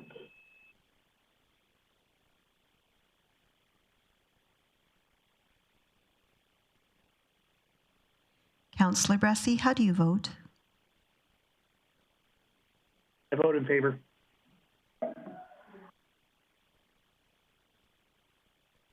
That is carried unanimously. Councillor Minhas? I ask council to give the second reading to bylaw C-1438 being the election bylaw. Perfect, thank you. So second reading, any discussion or debate? Councillor Bressie. Thank you, Mayor Clayton. I've actually got kind of a left field question for administration while we're talking about our elections bylaw. And it's one that I've gotten from residents, a few residents the last couple of days. Speaking of elections, there's concerns in Calgary over voter lists that are made available to candidates. I don't think that's part of our election bylaw process, and I don't think we do that here in Grande Prairie, but am I correct in thinking we don't do that here? Ms. Karbaschewski or Director Burke? Thank you, Mayor Clayton. That is correct. We do not have voter elector lists in the city. We use a registration list during the election day, but we do not use a voter elector list. And candidates never get that information, if I'm understanding correctly. That is correct. All election documentation is destroyed after an election pursuant to the Local Authority Election Act. Great, thank you. Thank you. Any other comments or questions on second reading? Councillor Flood. Thanks, Mayor Clayton. I'm just wondering, when I look at the schedule on there, which I believe we're approving as part of this, it's not part of this one. Am I misunderstanding the elections one, the schedule that's attached? Would it be? The bylaw is all there. I'm just, where are you referencing? Is it part of the bylaw, the draft bylaw? Yeah. I think you're referring to 1299, aren't you? Like the Schedule C? Yeah. Procedure bylaw? Yeah, that's different, I think. Yeah, we're not quite there yet. Sorry, sorry, my bad. Okay, no worries. Any other discussion or debate on second reading of this bylaw? Seeing none, I will call the question.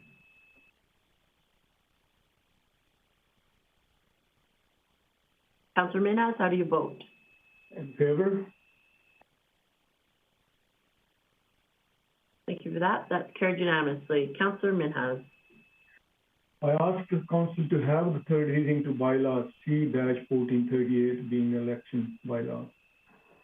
That's the motion to be able to have third reading here tonight. This must pass unanimously. I will call the question. Please vote. Councillor Minhas, how do you vote? I'm in favor. Thank you. That passes unanimously. Councillor Minhas. I move the council give the third reading to bylaw C-1438 being election bylaw.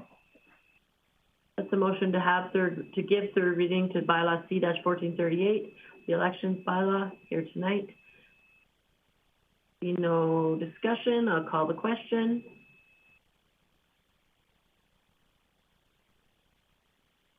Councillor Minhas, how do you vote? In favor. Thank you. And that's passed unanimously. Moving along, item 8.4.4, bylaw C-1299B, an amendment to the procedure bylaw. Councillor Minhas. I ask council to give the first reading to bylaw C-1299B being an amendment to the procedure bylaw. So first reading here, no discussion or debate. So I will call the question.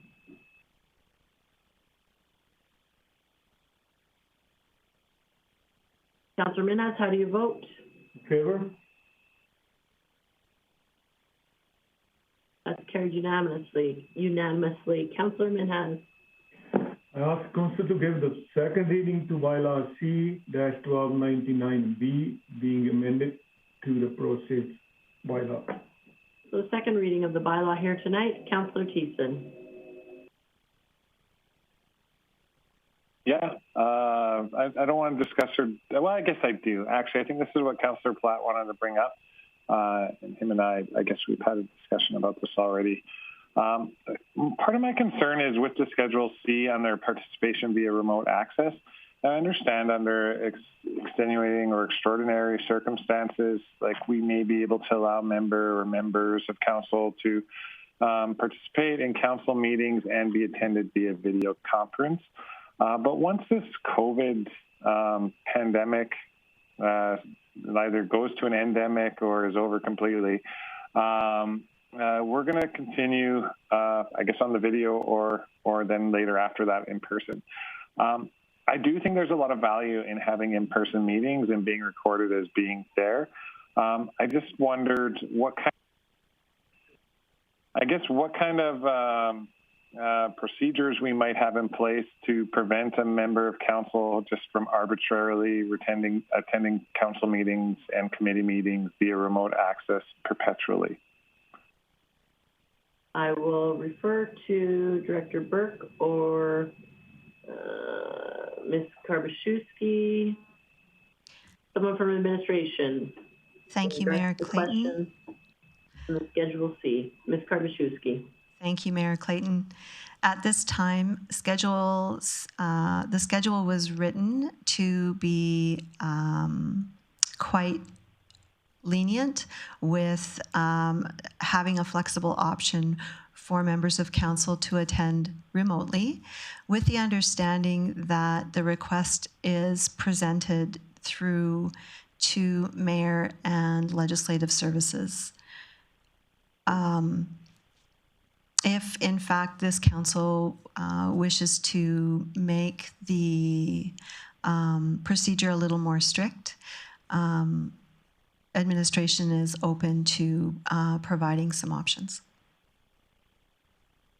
Okay, yeah, that's great, and the reason why is like I mean we all get busy in life, and when council's going full gear, you sometimes you're at conference and meeting out of town here, meeting out of town there, but again, then they're really outside of fraud. I guess there's really and not showing up for video meetings. It's hard for a member of council unless they're caught in the code of conduct violation, like I guess fraud. from actually being booted off of council. So I just want to make sure that part of me that wants to make sure is that there is a bit of a stricter policy around attending in person wherever possible. Because it might come a point if, let's say, I missed like 5 council meetings in a row in person, but they've all been on video, that the city clerk or mayor may want to say, hey, you know what, you missed so many, you might want to attend one in person. We don't even know if you're a citizen of Grande Prairie anymore. And I want to make sure that those levers are put in place so that those conversations can be had and people can be gathering in person. Thank you for those comments. Councillor Plott. Thanks, Mayor Clayton. I don't want to get into wordsmithing this tonight, so I just want to ask administration if I wasn't to pass having third reading tonight, and we made some comments about some recommendations, would that change anything for the administration or for elections if this came back in 2 weeks? Ms. Karvashewski. Thank you, Mayor Clayton. There is no time restraint or requirement that's needed for this to pass today. So with that, I'm not going to pass having third, but I don't think we need to rush this, and I'm very concerned. When I read Section 2, and maybe this is a good thing for somebody like me that maybe runs again and wants to travel a bit more, but there's nothing in here that basically says I can't live in my flip-flops on a beach for all of council meetings. There's no maximum amount of meetings. There's nothing. I could literally attend every single meeting via Zoom, and that doesn't sit well with me. I think people elect us to be members of the community. Fair enough. We probably wouldn't get elected if we just lived off Zoom forever. And so I think there's a very slippery thing here that we need to button up. So I'd like to see it be a maximum of 6 times per year, or a doctor's note, or some kind of wording around that. But again, I'm not the wordsmith. But I just will be saying that it won't be passing having third reading until we get a little bit more clarity around this, because let's hope this pandemic's over soon. And as great as this is, I do not think it's healthy that councils are not meeting in chambers where they were intended to be built and designed and why we did it. And so I think we need to be very careful about going down this slippery slope. Thank you for your comments. Councillor Bressie. Yeah, thank you. I've got similar concerns in terms of I really think that a councillor to be doing their job well should be making every effort to attend in chambers. At the same time, there's times that they're not able to, whether because it's of medical issues or coming out of this. I hope that councillors will feel the freedom to stay home when they've got the flu and not pass it on to all of council. I say with personal experience. I also think that there's been times when I've missed meetings because I'm out of town on city business and I'm representing council elsewhere, and so I couldn't take part in a city meeting. And I get nervous for putting limits on it because we all have different roles on council that require different amounts of travel, and we all have different health conditions and different obligations. So I'd get concerned if we put limits on it. At the same time, I'd also point out that I'd actually take the councillor rarely showing up in chambers, but being well prepared for every meeting, over the councillor that shows up in chambers every meeting but has never cracked the agenda package until they show up in chambers. And there's all kinds of ways that a councillor can do this job very poorly that we don't regulate and probably can't regulate. We just rely on voters to not put blueberries into this role. And so I get nervous about us being too prescriptive here. And so I'm fine with the bylaw as is. That being said, what I think we should be doing if we pass this bylaw is amending our code of conduct to lay out the expectation that councillors make every effort to attend in person. I think the code of conduct is a better place to address this than the actual bylaw itself. Thank you for your comments. Councillor Thiessen. Yeah, thanks, Mayor Clayton. Maybe I can alleviate any of the concerns Councillor Bressie may have.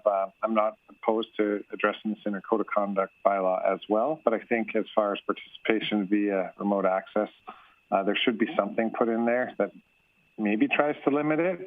For all other extensive purposes, things that I like in this Schedule C is that you have to clear it with mayor or the city clerk so that they can set up the remote access. And point number 9, it says council may consider a request for exceptions from the schedule when exceptional circumstances or matters of an urgent or emergent nature exist. So I think with all those being said, even if we put in a little clause that limits, the council of the day could make the choice to make an exception under certain circumstances. So I do think it needs to be addressed in this bylaw, though. All right, Councillor Friesen. Thank you. I actually saw this as a way of potentially increasing engagement. I have noticed that the attendance since we've gone to Zoom meetings amongst all of council has actually increased as compared to before. And I think that is in part because of the flexibility of doing so.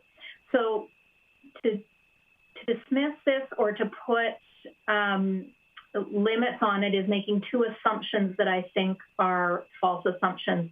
One is that it means that we as councillors are less engaged in the process, less prepared, less able to participate remotely. And I think that that's not the case.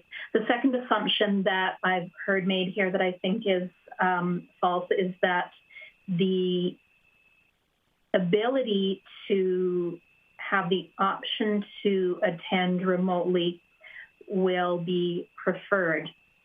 And I don't think that that is the case.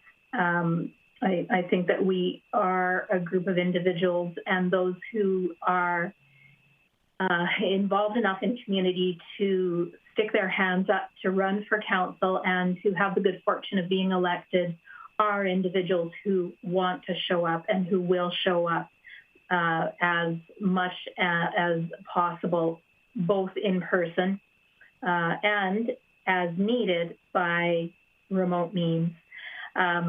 We have seen in the course of our term one member who spent 6 months healthy but not in the community of Grande Prairie, and there was no provision for them to be able to attend remotely.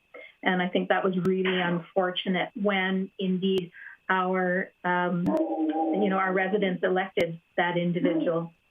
And I know that the intention would be here that if that case happens, then permission would be given for that individual to attend remotely. But I want to remind everyone that if you look at attendance since we've been attending remotely as compared to prior to having this option, our attendance has improved. And if the suggestion is that engagement is down, I think that's an erroneous assumption. So while I'm not opposed, I would like to see it addressed in the code of conduct in the event it becomes problematic.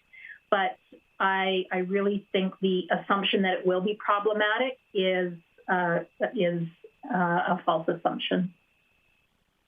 Thank you for your comments. Anyone else? Councillor Palat.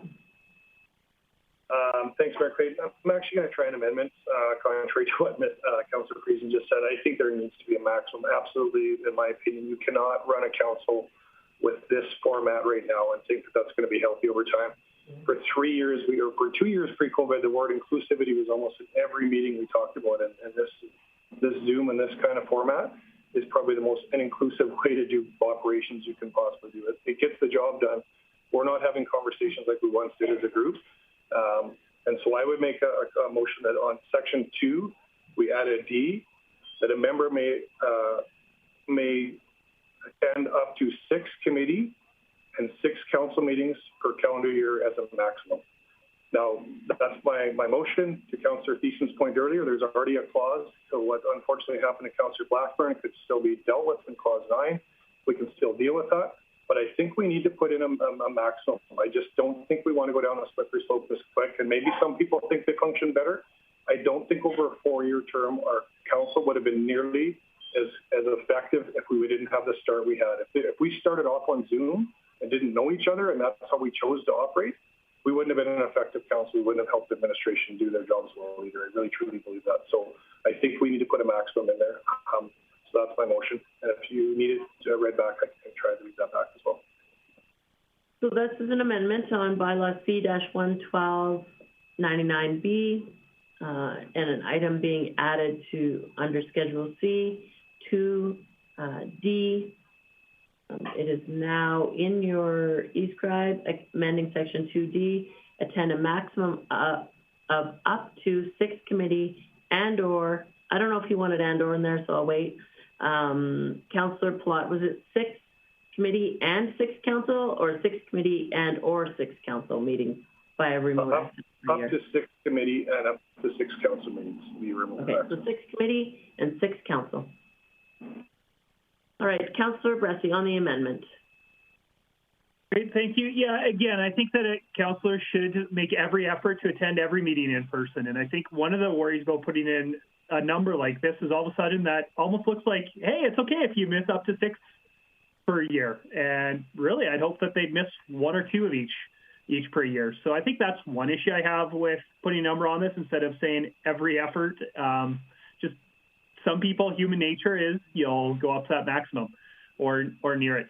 I think the other issue I have with this is it affects council members disproportionately depending on their appointments. Some of us are appointed to 2 committees.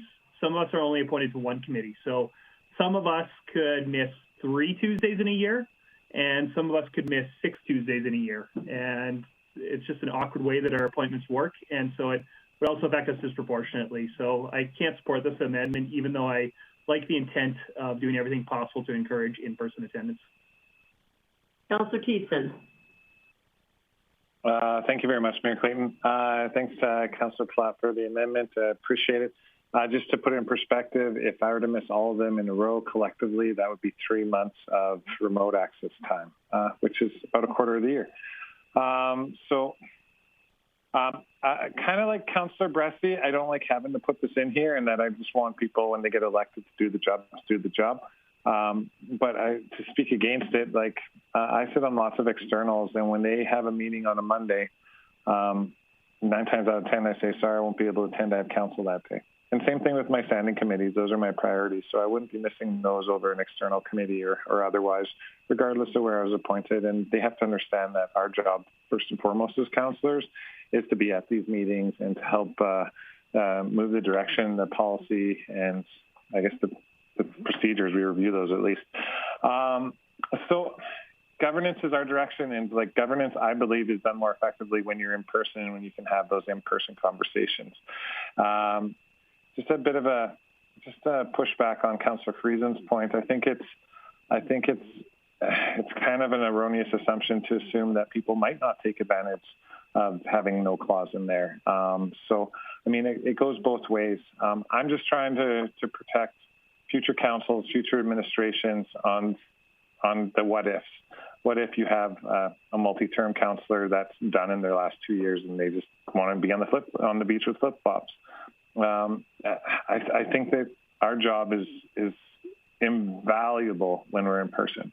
And the ideas that are shared and the conversations that are had, you can't take away. When we're done this meeting, we're logged off and we're not having any further conversations based on how we made our decisions or how we might in the future. And that's very important to a well-functioning council. So I want to make every encouragement that we're all there in person as much as possible. So I actually like this motion. I might have even gone less, but Councillor Platt has a bigger heart than me, I guess. Thank you for that. Did I see somebody else's hand? Councillor O'Toole. Yeah, I'm not 100% sure how I'm going to vote on this. I think in previous councils, we had to ask permission from the mayor and give a written permission, ask for written permission within, I think it was the Friday before the Monday meeting at noon.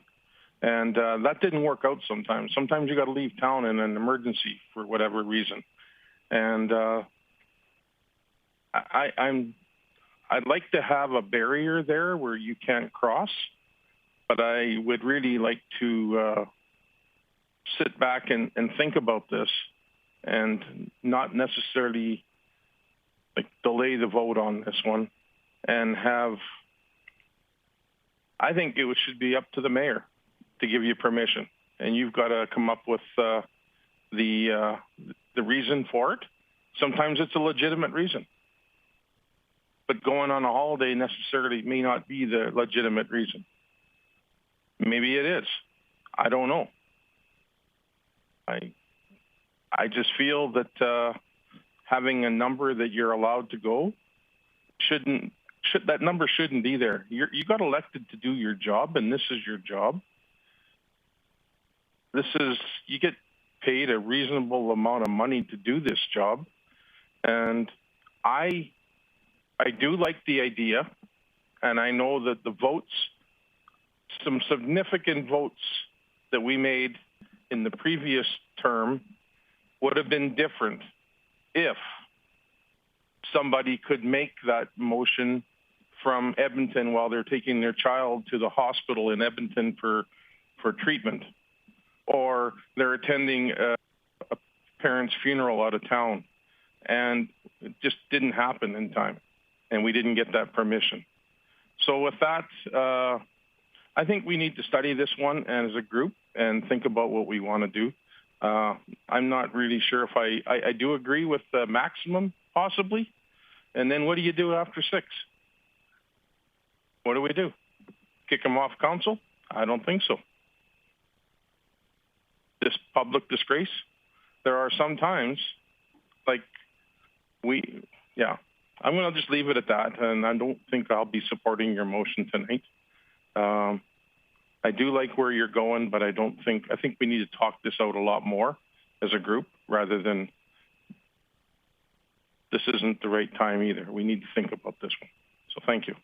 I'll just jump in here, Councillor Minhas, but Councillor O'Toole, to your comments in regards, if the amendment was passed, this is just enabled to limit on remote access. In order for a councillor to ask to be removed, there's still an opportunity in the MGA of how many meetings they're allowed to miss, period. So this is just limiting the number of remote access meetings they would have. What I do like about this, and not in regards to the amendment, but in regards to the overall bylaw, how ours was in place prior, you were allowed to vote on one item, which as Councillor Bresty mentioned, you're traveling for city business and there was a full council meeting and you were only allowed to vote on one item. I thought that was really unfortunate. So I do like adding the addition of remote access. I do also have some concerns, and not with anyone on council or potentially even anyone in the future, but to mitigate risk in regards to somebody who chooses to abuse this opportunity. We can't have the foresight to know who may choose to abuse it, but there's always chances, and there has been situations in other municipalities across the province where councillors have abused the system. And whatever that system may look like, it leads to issues further down the road. And I don't want to put our council and any future councils into a situation where they have to deal, like you said, Councillor O'Toole, with calling someone out, making them feel embarrassed in an inappropriate discussion that fellow council mates have to make a decision on this person's career. So I think that it's good for us to have a further discussion. I did recognize Councillor Minhas.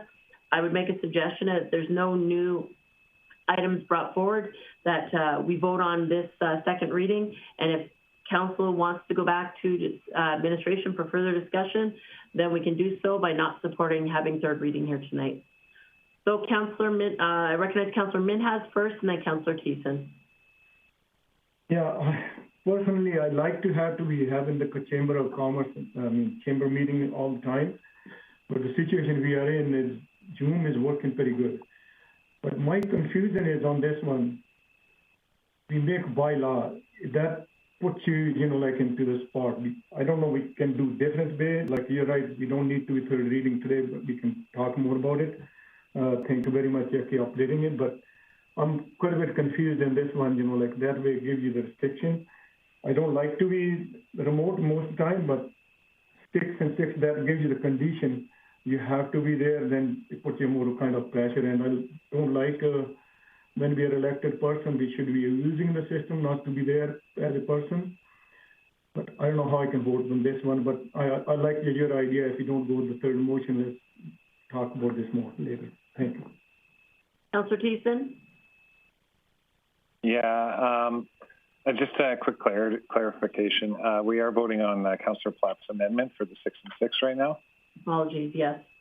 Yeah, okay. And just again to speak to that, I really enjoy hearing the discussion around this table. I too thought it was ridiculous that we could only vote on one item. Sometimes you have 4 items and you got to pick one. And I also thought it was ridiculous that, we wouldn't make an exception for someone like Clyde who was going through something so serious that he couldn't participate because of that well, he can call in and vote for one thing. And I do like this remote access Schedule C and creating that ability. Like Mayor Clayton, like Councillor Palat, I just want to make sure that nobody abuses the system. So in the right to now, whether that's today or in the future, I think we'll protect our councils for years to come. Thanks. Councillor Bressie, and then I'll go to Councillor Palat to close. Yeah, thank you. Just again, I support the intent, but just I'm worried about the unintended consequences here. But really giving permission spent 3 months away, as we said. Another one is I heard a few members say, while there's an ability for council in exceptional circumstances to grant an exception, but if our intention is to guard against councillors with poor behavior, let's also think about councillors that are, if we're assuming the worst of potential councillors, let's also think about a situation where council is highly politicized in a toxic way. And I'd hate for somebody with legitimate reasons to be away to have that not granted to them because they're on the political outs of their council. And so I get hesitant if we're relying on politicians making very blatant black and white rules for politicians. That's why I think that this belongs in the code of conduct, because the code of conduct ultimately, for anything to happen to it, there's always a right to appeal of a judge, and there's always non-politicians that we can take this to. I get really nervous about politicians making rules for other politicians in the event of a toxic council, which thankfully we don't have any experience in. But if we're thinking about the worst, well, that is the worst, in my opinion. Okay, Councillor Palat to close. Thanks, Mayor Clayton.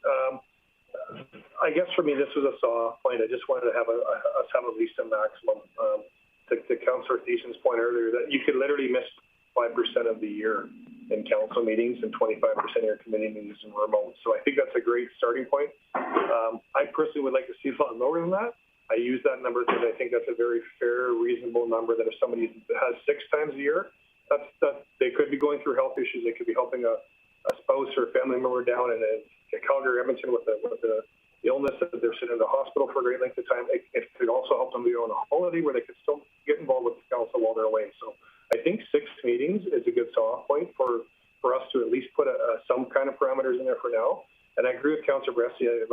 I feel like November 15th, there should be on one of the committees already, there should be a council code review and this bylaw review for the next council coming in already set on that committee report somewhere, just so that's actually in place. But maybe something for administration to look at doing. But for now, we're voting on a policy today that we could make an impact. And so I think this is the impact I'd like to make. So at least we set kind of a maximum amount. And if that's not the will of council, then I guess we probably won't be having third reading, and I guess we'll go from there. So thanks for that, Mayor Clayton. Thanks for your close, Councillor Platt. I will call the question. Please vote. This is on the amendment. Councillor Minhas, how do you vote? No. Councillor Minhas is opposed.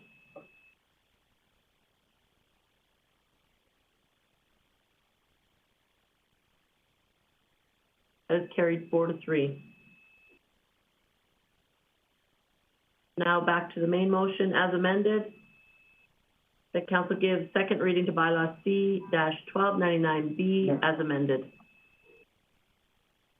Comments or questions on the amended motion?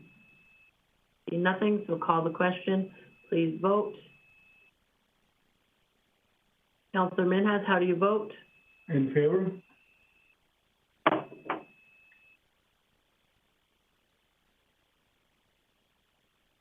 That is carried 6-1. Now moving on to motion to have third reading here at this meeting. Councillor Minhas. I ask the council to have a third reading to bylaw C-1299B being amended to the procedure bylaw. Right, so this is a motion to be able to have third reading here tonight. It must pass unanimously, or we will come back at a later date to discuss this motion as amended. Call the question. Sorry, Mayor Clayton, could I speak to it? Oh, I apologize, Councillor Bressie. Yeah, Yeah, thank you. I can't support this intention. I really do support the amendments to the procedure bylaw overall. I like the ability for remote attendance. Something that wasn't discussed is that it's also giving remote attendance abilities to residents to call in, which I think is game-changing for some residents with children. I know that sometimes they can't come down to City Hall because what do you do for babysitting? And residents with disabilities too, and residents with transportation issues. So I think that there's some game-changing things there. I also love that these will lead to committee meetings being recorded. So overall, I love this bylaw. I think with the conversation we just had, we made an onto-the-fly amendment that I've still got concerns about that I'd love to have some further conversations around. Are there better ways to do it? And I hope gets a bit more consideration. So I can't support having third reading, even though if push came to shove, I would approve the bylaw as it is right now. Thank you for those comments, Councillor Bressie. Anyone else? Being none, I will call the question on the motion of having third reading here tonight as amended. Please vote. Councillor Minhas, how do you vote? In favor?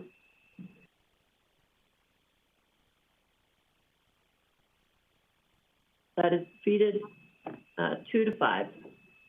Mayor Clayton, could I make an emerging motion? Absolutely. I move that council direct administration to bring forward potential amendments to the council code of conduct or other options to require councillors to make every reasonable effort to attend meetings in person. Just the intent of this is one way to accomplish what we're done. I'd love to, when this comes back to council, have a couple other options and look at what's the best option, not just this one option. So it's just a direction to administration. Next time this comes, give us a few other options besides the one that council just voted on. And so can I just ask for a friendly amendment that you say to the next appropriate standing committee? Was that your intent? Yeah, I just said bring forward and I didn't say where because I'm open to a friendly amendment. Really, I don't care where it comes forward. I just want to have this conversation again. Yeah, perfect. That motion's in order. Any comments or questions on that motion? Seeing none, I'll call the question. We're just giving East Grab a minute to catch up.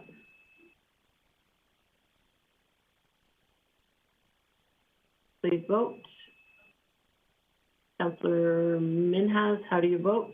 Sorry, Mayor Clayton. Yes, apologies. Sorry, it's not quite the motion is being captured. Again, I love eScribe. Isn't quite what I was hoping for. Please go ahead. I'd love to bring forward amendments to the council code of conduct and or other options to address remote attendance, where maybe as admin gets into this, they think of some other options that we haven't considered yet. And I'd love this to be a bit open-ended. So if all they bring is council code of conduct reviews, awesome. But I'd hate to be that prescriptive in this, that we're not saying, hey, bring us forward any good ideas you might have. Okay. I'll just wait a minute here. Yeah, I'm happy with it as it is now. It's good now. So council direct administration to bring forward amendments to the council code of conduct and or other options to address remote attendance to council and committee meetings. Just a question, point of clarification. Yeah. In Councillor Bressie's original motion, part of what he said was that council members make every reasonable effort to attend in person. Does Councillor Bressie wish that in his motion, or he's okay with it now being omitted? I've got confidence that administration gets the intent of this, so me too. It's not in the wording. Okay. Yeah, thanks. All right. So that motion is in order then. I will now call the question.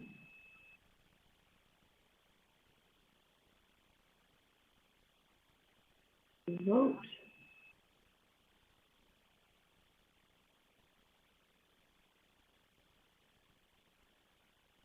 Councillor Minhas, how do you vote?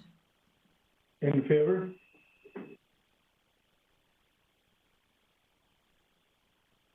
That carries unanimously. And thank you. If I may try one more, Councillor Clayton. Councillor Bressie. I'd also move that council direct administration to bring forward amendments to the procedure bylaw to reflect that the chair should relinquish their position at the meeting, and I'm open to friendly amendments, but to relinquish their position at the meeting if they're attending remotely and the majority of council committee is attending in person.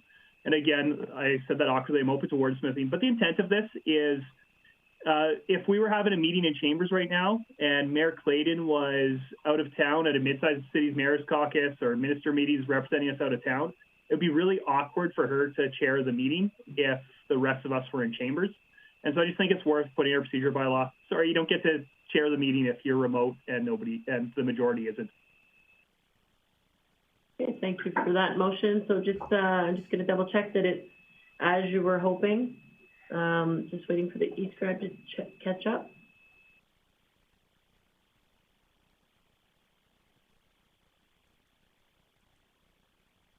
Councillor Clayton, if I may speak. Thank you. I just want to also give some additional information to Council. We are in a current situation where under ministerial order, the chair, the CAO, and the clerk can attend meetings remotely just due to this current situation. Once we are back into normal situation, I anticipate that the minister will recall that order, and the Municipal Government Act will then once again be our legislation, which does require our chair, our CAO, and our city clerk to be in the physical meeting. Councillor Bressie? I learned something new about the MGA today. If council will permit me, I'm happy to withdraw this then. No need to duplicate the MGA. Sometimes the province knows what it's doing. Not all the time, but sometimes. All right, just before I move on and looking at two screens, I'll double check to see if there's any other business arising from this. I think we're just up the bullet. Seeing no other business arising, Councillor Minhas, any meeting highlights? Yeah, I got a couple there, and that tax assessment and taxation. Today we did the mill rate bypassing. Now the tax notes are going to go out around the end of May. And the finance first quarter report expected to the next committee meeting, which is, I think, already done. Verbal update. And IT and the GIC business license portal went live on May 1st, 2021. Satellite photo has been captured and will be uploaded soon. Communication and marketing, the first phase of 22 budget engagement is still going on. It's open feedback until May 24th. City engagement platform. The cooperative efficiency implementation is scheduled, and C-Plec fax functionally ended on April 30th. Since began using the C-Plec fax in 2011, we received 6551 reports through the system. That's all I have, Mayor. Thank you, Councillor Minhas. Thank you for all the work that your committee did this evening. Moving along to delegation business. Item 10.1 tonight, we had two delegations in this portion of our, I apologize, I jumped. We are on correspondence. Item 9.1, first item of correspondence in our package for tonight is a letter received from Ms. Stacey Greening, the HS Senior Operating Officer in Grande Prairie, in regards to a letter that Mayor sent on following Council's request in regards to a Grande Prairie Regional Hospital update. So this item is in your package for information. And I would just look to a motion unless there's comments or questions or other business arising. I would just look for a motion to receive it for information. Councillor Keeson. So moved, Mayor Clayton. Thank you so much. To receive for information as recommended. Perfect. Thank you for that. Confirm that there's no comments or questions on that motion. I see none, so I'll call the question.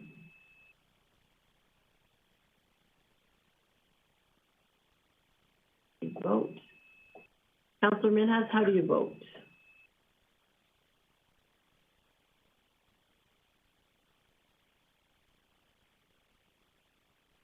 We may have lost Councillor Minhas. I'll just check one more time. Councillor Minhas, how do you vote? In favor. Thank you for that. Nope. All right, then that carries unanimously. Item 9.2, the Grande Prairie Regional Hospital Foundation, an item of correspondence there in regards to the Key to Care campaign. I did see earlier that Ms. Miller was on the call for questions. However, in your package for tonight, there is an update in regards and a request that the city donate $500,000 to the campaign towards the purchase of additional equipment. The city to date has already supported $500,000, so this would bring the total contribution to the Key to Care capital campaign to a total of $1 million. Councillor O'Toole. I'd like to make a motion that we forward that to budget deliberations in the fall. All right, so the motion is to forward this request for $500,000 to the Key to Care capital campaign to fall budget deliberations. That motion is in order. I will see if there's comments or questions on that motion. Councillor Thiessen. Thank you, Mayor Clayton. I'm totally happy with this request going to budget, but just in consideration of the Grande Prairie Regional Hospital Foundation, outside of saying they want us to top up to the Key to Care campaign, they also said that it was wrapping up. So I don't know if there's an expectation that we'll give them this $500,000 right away, or if they can wait till budget. I'm sure no one's going to bat an eye at the potential $500,000 piggy bank deposit. But yeah, do we have any idea when they're actually looking for these funds? I don't see Ms. Miller on the call, but I know that when that she reached out to some of you, and when I spoke to her, you are correct, Councillor Thiessen. The hope was to be able to use this equipment, the funds to purchase equipment that could potentially be in the hospital for openings. So, and I know that some of you had other discussions, and the original money was for the purchase of equipment that was the greatest need. This point, the money wasn't earmarked for specific equipment, from my understanding, but the first amount of money was, as they recruit doctors and specialists to our region, they use the funds to purchase equipment that those doctors and specialists were looking for, and this request of another $500,000 could potentially be earmarked in the same way. Okay, thank you. Councillor Bressie. Thank you. Yeah, I'm totally happy to support this motion to discuss it in budget. I also just think it's worth highlighting the infrastructure that the City of Grande Prairie is doing around the hospital, including this summer we're spending a couple $100,000 to build a path or to build a bridge so that he can walk from the hospital to the Muscogee trails, which when I think about physician retention, I know for a lot of them being able to go for a run or being able to go for a walk in our beautiful river system would be a big draw to working at our hospital. I also know for families, especially with kids, being able to get across the river to go to a park is a huge one. And so just worth highlighting that the city has invested significant amount of money in making the hospital better by improving the public spaces around it because the hospital is there. Still think it's worth having a conversation about this discussion, but I just want to highlight what the city's doing that other municipalities in the region aren't doing just because it's not in their jurisdiction. Thank you for your comments, Councillor Bressie. Anyone else? So I did get a text, just so everyone's aware, that Councillor Minhas is having computer difficulties. He'll try to get back on as soon as possible. All right, so there is a motion on the table. I don't see anyone else in the queue for discussion or debate on that motion. So the motion is council refer the funding request to the fall budget deliberations. We'll call the question on that. Please vote.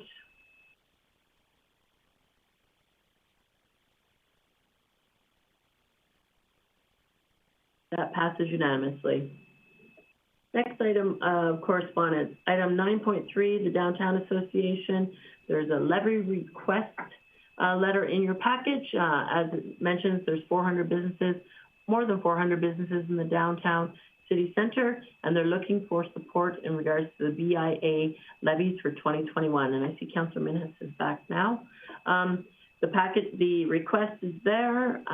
If you have comments or questions, we can put that to the appropriate administration. I do see Councillor Thiessen with a comment or a question. Well, I'm just going to throw a motion out on the board for discussion or debate. So I'd move that we move this request to the appropriate standing committee for further discussion. And just to speak to that motion, it's kind of a quick snap decision. My understanding is probably be about a $40,000 to $50,000 hit to the city of Grande Prairie. I don't want to make a snap decision without first giving administration some time to see where that may lie in the budget, since they are asking for 2021. I did speak with the Downtown Association earlier today. I said I'd make this motion so that we could explore it. I did let them know that Edmonton and Calgary are a bit of a different beast than Grande Prairie, whereas with their tax base, it's like comparing pennies to pounds. So for them to be able to fill in for that BIA levy. So yeah, just to get it to the next standing committee, I imagine that would go to corporate services, and then we can go from there. Great, thank you for your comments. I do see Director Burke on screen. If you had something to add. Some things for council to consider. This request would be closer to $350,000. At this stage, there is some timing concerns. If we were to, normally these notices go to the business owners at about the same time as the tax notices. If we were to levy this as we have planned, it would be an administrative burden for us to go back and to refund that money. At this stage, we have upfronted the money to the Downtown Association, so this money is in their account. So our normal course would be to send these notices to the business owners here within the next couple weeks. Thank you for that. Councillor Bressie. Thank you. Could I just be reminded, is this paid by the business owners or by the landlords? Director Burke. I'm just going to get my exact notes here. This is the business owner. Sorry, I have a note here. Just 1 second.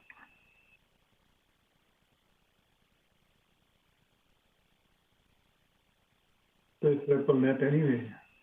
Yeah, it's the business owner. Yeah. The property owner.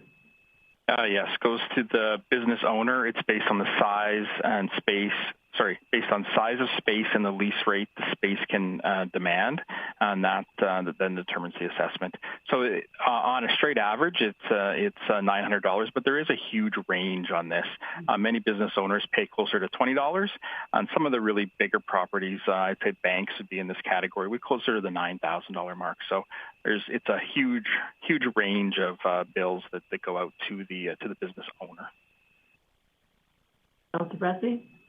And then I'm not sure if anybody knows this, but is there anything emergent going on? I mean, they passed their budget months ago. We passed this bylaw weeks ago, and there was when the budget was forwarded to us, there was no indication that this ask would be coming. When we passed the bylaw, there was no engagement asking us, hey, please don't pass this tax levy bylaw. Is there something that's changed recently that we're all of a sudden getting this request? Director Burke. As Councillor Thiessen alluded to, Edmonton and Calgary have decided to use some of their most funding. That was the stimulus operating money that they were allocated. We had chose a different path when we allocated our most funding last fall. Sorry, Councillor Bressie, if you're done, I had a question for administration. No, I'll speak to the motion, but I'm done asking questions. Okay. Director Burke, if you could just hop back on, I had another question. When you say it's the business owner, my understanding, it's not the tenant per se, it's the building owner. It's based on, so it's a levy that shows up with your property tax. So it's not the tenant who operates a business within a building, it's the building owner that pays this. Correct? I had from assessment, they referred to it as the business owner, so I would just have to reconfirm that. So as a downtown building owner, I see the levy on my tax bill. So my tenants don't ever see that. I obviously, as a building owner, if I choose to forward that on to them as part of my common area costs, but CAO Galante. Yes, thank you, Mayor Clayton. Yeah, the notice is sent to the owner of the property, that person may have a tenant running a business there, but the ultimate responsible for is the registered owner of the property on title. That person can defer to the DC, but I see Scott as well there. Mr. Smith. If I can, Mayor Clayton. So there are two tax notices that go out this time of year. One is the main property tax notice, which goes to the property owner. And then there's for the BIA businesses, it goes to the businesses themselves. So if there's a 4-bay strip, there's 4 businesses there, each business would get a BIA levy bill. Okay, does that clarify everything for everybody? All right, so there is a motion on the floor that Council refer this request to the appropriate standing committee for further discussion. Councilor Bressie. Yeah, thank you. I can't support this request. I've got a few concerns with the overall request. One is just, frankly, I think that this is a poor way to support businesses that are actually hurt by this pandemic the most. If we're going to spend $300,000 on supporting businesses downtown, I'd much rather target it on businesses that are close to restrictions or businesses that are very close to proximity of downtown rehabilitation. It's to give a blanket relief to all businesses, even ones that might be booming through this pandemic or that aren't hit by downtown construction, is something that just doesn't really make sense to me on principle. But also the timing of this is really concerning to me. I think that, frankly, my position with the downtown business improvement area budget is council should be 100% hands off it, because it's downtown business owners electing a board and then approving that board's budget at their AGM that they're going to pay. Council shouldn't get in the way of that. But if council is using general tax revenues to pay for this, then we should be more involved in that budget than we were. So this should have been a conversation back when the Downtown Association was proposing a budget to us. At the very least, I probably would have had some sympathy if we would have talked about this when we were passing the tax levy bylaws, not when notices are about to get out the door and there's time urgency to getting them out the door. So I just think that it's probably not a policy I would have supported anyways, but it's too late to even be having this conversation.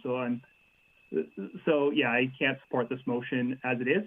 I'd be very open, though, to talk about other ways that we can give targeted supports to businesses that need them the most downtown.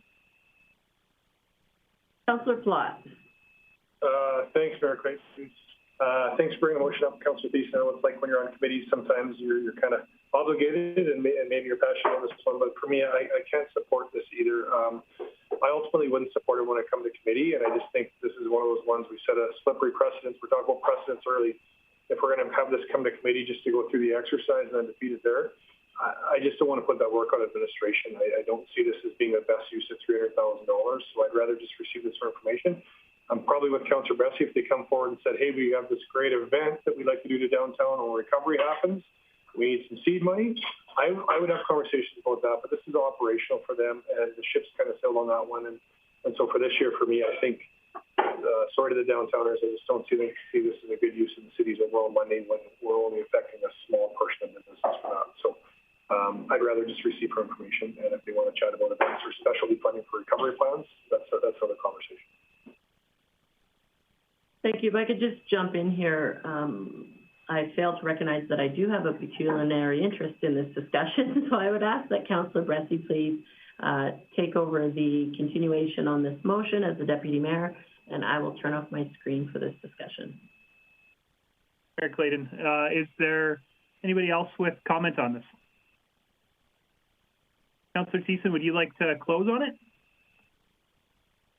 Sure, I'll give it a shot. I think it's a worthwhile consideration, and obviously bringing this forward is not to put any onerous work onto our administration. Is to generate a bit more of an understanding of the BIA levies. Obviously, I needed to understand more. Thinking this was just 50,000, then hearing Shane say 300, I don't know. I had some bowel movements. I'll just say that. This is I think it is worthwhile to have this conversation, if not now, then maybe for in the future. A lot of businesses are hurting, and we need to find out ways that, in a sense, we could potentially help them. I know that we do have pockets of other funding sources and stuff like that to stimulate the economy. Of course, that's at council and administration's purview to decide what we're going to do with it. But just bring it forward to committee and giving them a chance to try to justify their quick change of motion or whatnot. Maybe worthwhile in that conversation. So, for those reasons, I will just close it at that and see how the vote plays out. Great, thank you. Well, that was the close. Councillor Minhas, I don't know if you're part of the conversation earlier. Do you have a question or do you have a comment you're hoping to make? I had a comment and question. Sorry, Councillor Minhas, just before I get there, Councillor Thiessen, I did say that you had the close, so I'll just look for your consent. Are you okay if I give Councillor Minhas a chance to get in here? And if he does, I'll give you a chance to close again. Would that be okay with you, or would you prefer me call it? Right, there was confusion with... Okay. No, there's confusion with the chair and the chair switch, so I'm happy to be leaning in the rules because it was already a messy debate. So if Councillor Thiessen's okay with it, I'm more than okay with. It was a messy close too, so I'm totally cool with it. All right, please, Councillor Minhas and then Councillor Friesen. Thanks, Dylan. And my question is, you've given this levy break. I'm not kind of agree with it. I like your Dylan, what you said earlier. But like the bank there and there's a co-op and they're all big business, they should be afforded. I don't think they need the break, but the people need the break. People are going to broke because of this COVID-19. So I don't know I can support this motion or not yet, but I was just debating how to go this way. But to me is we need a more discussion who we can help, who can't we help, and also it's $300,000, which is not in the budget anywhere. So I'm kind of not too much favor to in this motion right now. Councillor Friesen. Thank you, Chair Bressie. I was looking for the online conflict of interest, and I have been hemming and hawing about it because I own a building, but there's not a business in it. I think to be on the safe side, I will declare pecuniary interest and remove myself as well. Great. Is there, I'm just counting out, we still have quorum. All right, is there before I give Councillor Thiessen a chance to really close, is there anybody else who would like to speak to this? Councillor Palat. I'm just realizing now, as I was arguing that, hey, it comes to business, I do have a tax bill that I pay that way through our companies, one of our companies, so I should mention I have a pecuniary interest as well. Okay, I'm just going to check with the clerk. Do we have quorum? Do we have quorum? We only need 4. Thank you, Chair Bressie. We no longer have quorum. Okay. All you downtown building owners, my goodness. Maybe what I'll do is asking legislative services as the chair. Do I have the authority to call a recess, and maybe we recess this? Or I see Mayor Clayton back, so I'll let Mayor Clayton sort it out. Thank you for that, Councillor Bressie.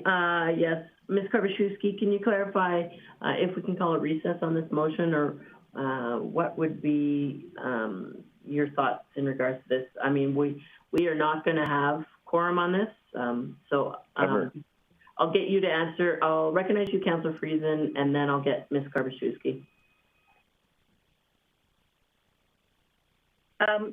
Thank you. So I was going to suggest that we perhaps also ask Ms. Karbaschewski if I could come back in on this. So again, my point was, over the barking dog, I apologize, but my point was that I don't presently operate a business out of the building that I own downtown. So I don't know if that changes whether or not I can vote. So I would ask for an opinion on that. Ms. Karbaschewski, do you have advice on this? Thank you, Mayor Clayton. The motion currently on the table is for council to refer this request to the appropriate standing committee.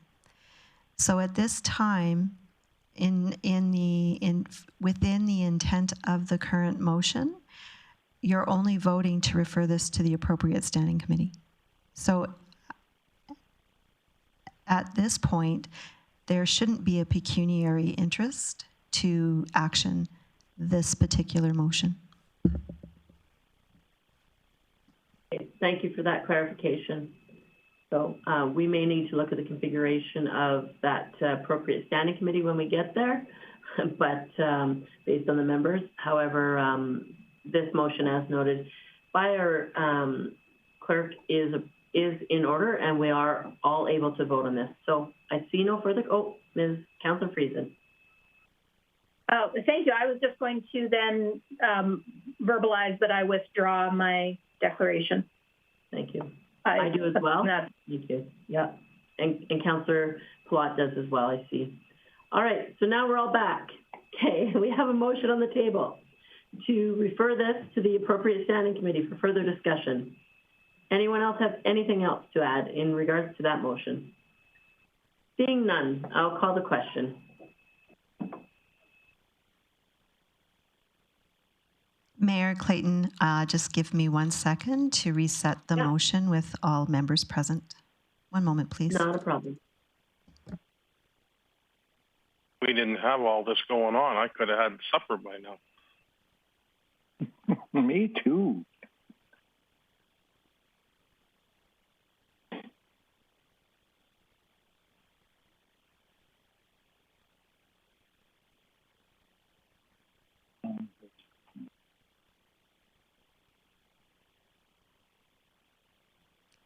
All right, Ms. Karvashewski, it's not quite loading, so I'm just going to take the vote verbally, if that's okay with you.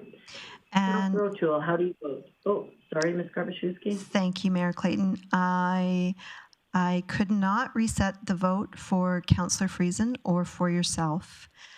1, 2, 3, 4, 5, but I do have quorum with all other members present.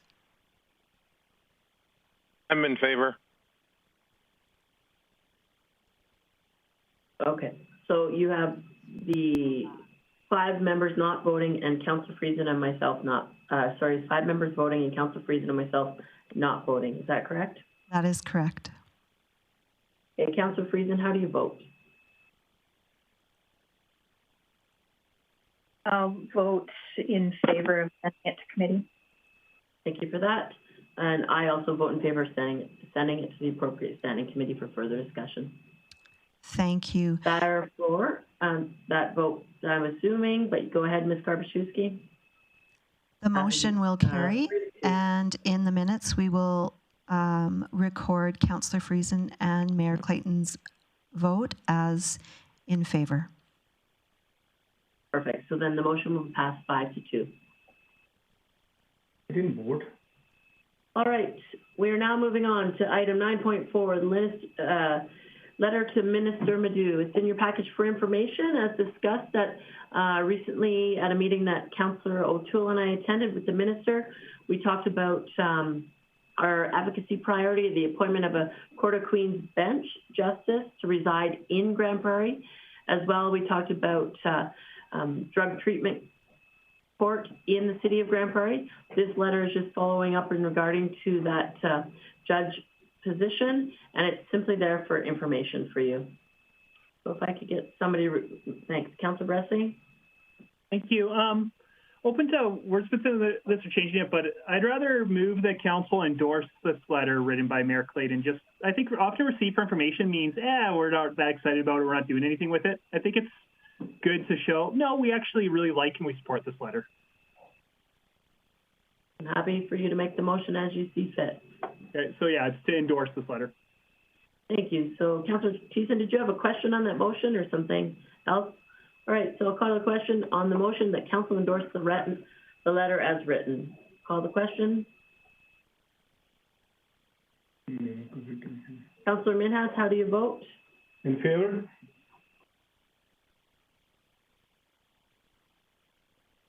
And that carries unanimously. Moving along to item number 10, delegation business. Tonight we had 2 delegations. The first one being 10.1, the Grande Prairie Art Gallery. I will check to see if there's any business arising from this delegation. Councillor Friesen.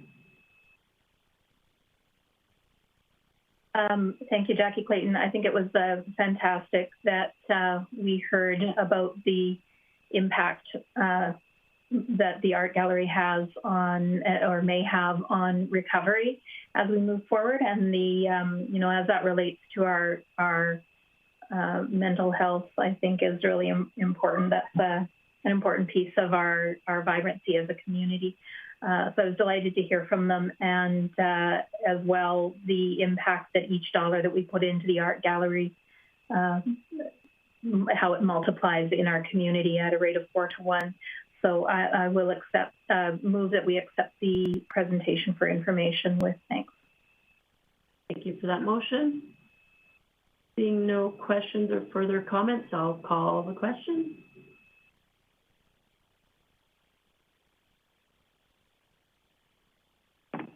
Councillor Minhas, how do you vote? In favor? That is carried unanimously. Our other delegation this evening was the Canadian Red Cross, who also made a presentation. I would look to see if there's any business arising from that presentation. Councillor Thiessen.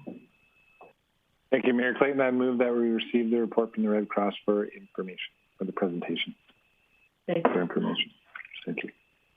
Seeing no comments or questions, nobody raising their hand for discussion on that motion, I will call the question.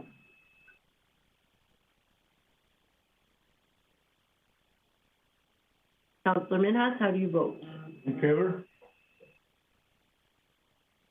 For that, and that motion passes unanimously.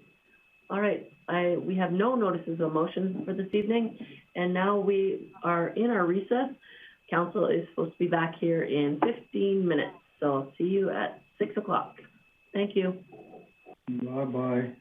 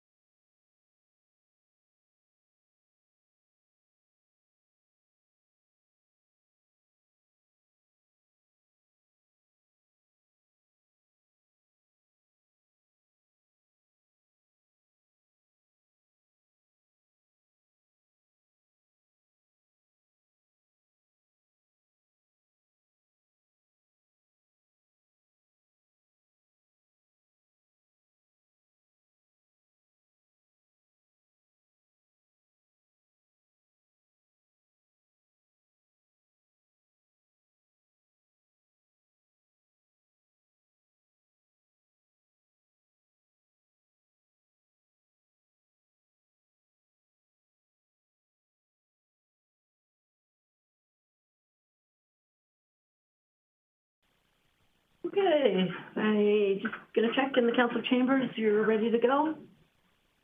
Thank you, Mayor Clayton. The chamber is good to go. Perfect, thank you for that. All right, I'll count us in and get us going here again. 5, 4, 3, 2, 1. Good evening and welcome to the second portion of the City Council meeting of May 17th. First on the agenda, there is no scheduled delegations, but so first on the agenda, some unfinished business, and I'm going to refer that to Director Burke. Thank you, Mayor Clayton. Administration are bringing back bylaw 1395F due to an error in the version that was passed at a previous council meeting. The version that passed did not reflect the direction that the committee had given, or the discussion that happened at council, which was to set the drone use fee at $50. So we decided to bring this back just for clarity for council to approve what we believe was your intent, but to go through the formal three reading process here. Thank you for that, Director Burke. So as noted there, we'll need to give three readings to this bylaw. There was initially a discussion at committee meeting. This was the bylaw as intended. However, at the council meeting, we voted with an incorrect price on the permit. So just bringing this back for discussion, as this was the original intent discussed at committee level.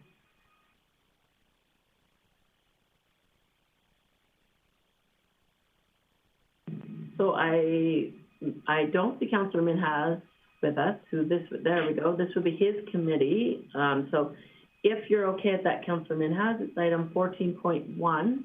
I would just ask that you go through the motions as mentioned there, and that we give three readings to this bylaw tonight.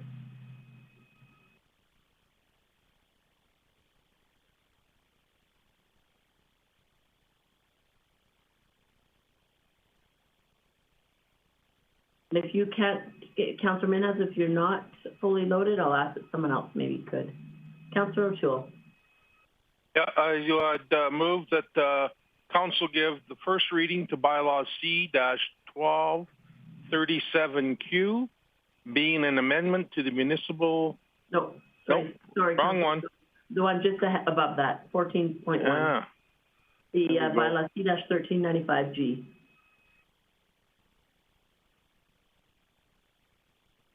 I move that council give first reading to bylaw C-1395G, be an amendment to the fees, rates, and charges bylaw.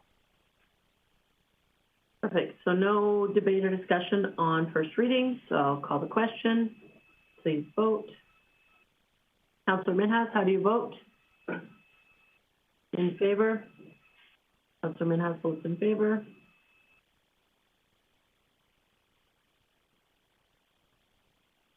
That is carried unanimously. Councillor O'Toole. I move the council give second reading to bylaw C-1395G. Thank you, Councillor O'Toole. I just had a question for administration before we vote on this. In the bylaw, in our package, it still indicates that it's C-1395F. Do you need that amended, or you'll just change that typo?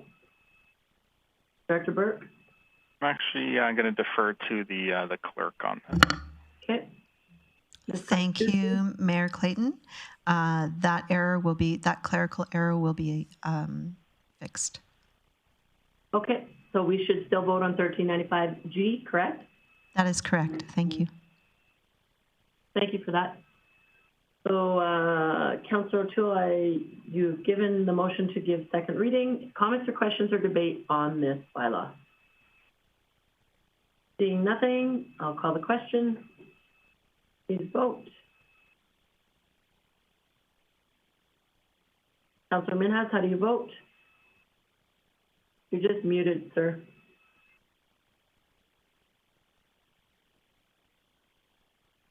Not working anything. There we go.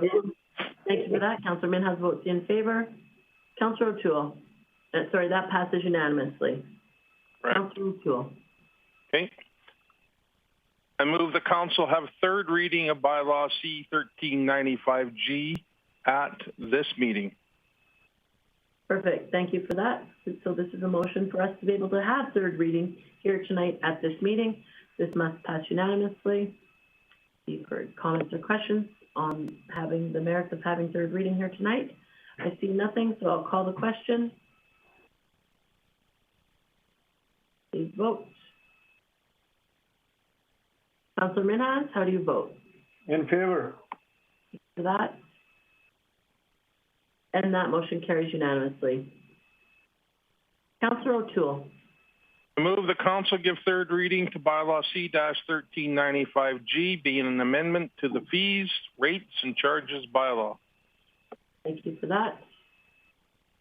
See nobody raising their hand, I will call the question on third reading of bylaw C-1395G. Please vote. Councillor Minhas, how do you vote? In favor. Thank you for that. And that passes unanimously. Moving along to public hearing. First public hearing of this evening being an amendment, bylaw C-1327Q, being an amendment to the Municipal Development Plan map amendment in accordance with the Transportation Master Plan. I will call this public hearing to order and look to administration for an introduction. Mr. Welton. All right. Thank you, Mayor Clayton. In August of 2020, in August of 2020, City Council adopted a new transportation master plan and directed administration to come back with amendments to, amongst other things, the municipal development plan. The transportation master plan was the first to be done after the large 2016 annexation, and it provides a comprehensive plan to reflect the future transportation needs for the city as it grows. This ensures that the system remains safe, accessible, and viable. And it's primarily, but not exclusively, a road network plan, as it does address things like active transportation, transit, and other modes of travel. The new transportation master plan road network map is what you're seeing up on your screen right now. It is, and so the task was to amend the municipal development plan to bring it in line with this transportation master plan map. The amendment proposes to amend maps 2 through 6. This was intended to be primarily about amending the transportation map, which is map 5, but we also thought the need to update the other maps. Map 2, the future land use map, we added the wetland areas that had been identified in the city.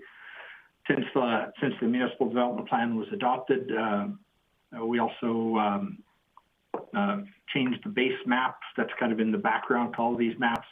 On map 4, we added all the major parks and school sites that have been identified in some of the area structure plans that the city has adopted in the last couple of years, including the Hughes Lake ASP, Bear Creek North ASP, and the Northern Lights area structure plan. So we made changes to the parks map as well. We made changes to the transportation network map, and also for the rural services area map. Mostly it was just the background map that we actually changed.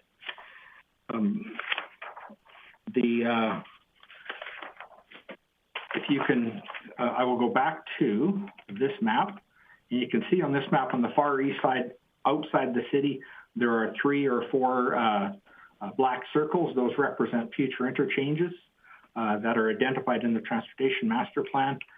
As you can see from the arterial road network map that we're going to, those future arterial roads are not actually identified on this map yet. The reason for that is those interchanges are not identified on the intermunicipal development plan, and our changes that we're doing here tonight as a municipal development plan must be consistent with the intermunicipal development plan. And so somewhere in the future, when the city and the county agree to a new transportation, or agree to a new IDP, those future changes to the MDP will be forthcoming. We circulated this amendment in accordance with the requirements of the Municipal Government Act, and we did not receive any comments or concerns as a result of the circulation, and therefore we are recommending that Council give this first, second, and third readings. Thank you, Mayor Clayton. Thank you there. Thank you for that, Mr. Welton. So, questions for administration?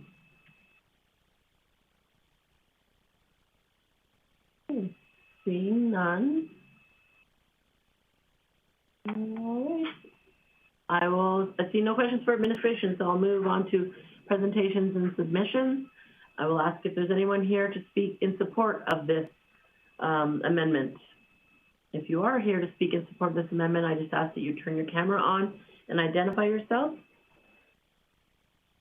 I'll ask a second time if there's anyone here to speak in support of this amendment to the Municipal Development Plan. And a third time, I will ask if there's anyone here to speak in support of this amendment. Seeing no one, I will ask if there's anyone here to speak in opposition of this amendment. If you're here to speak in opposition to this amendment, please turn on your camera. And I'll ask a third time if there's anyone here to speak in opposition of this amendment.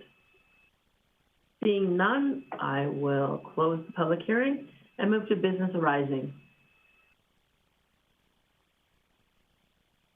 Councillor Minhas. I'll move the motion if there's no question on it. I see no comments or questions. There was already the time allocated for questions for administration. So if you are going to move, you're moving the question as recommended, Councillor Minhas? Giving first reading? Yep. Okay. I move the council give the bylaw C-1237Q amendment to the municipal development plan. All right. So no discussion or debate on first reading, so I will call the question.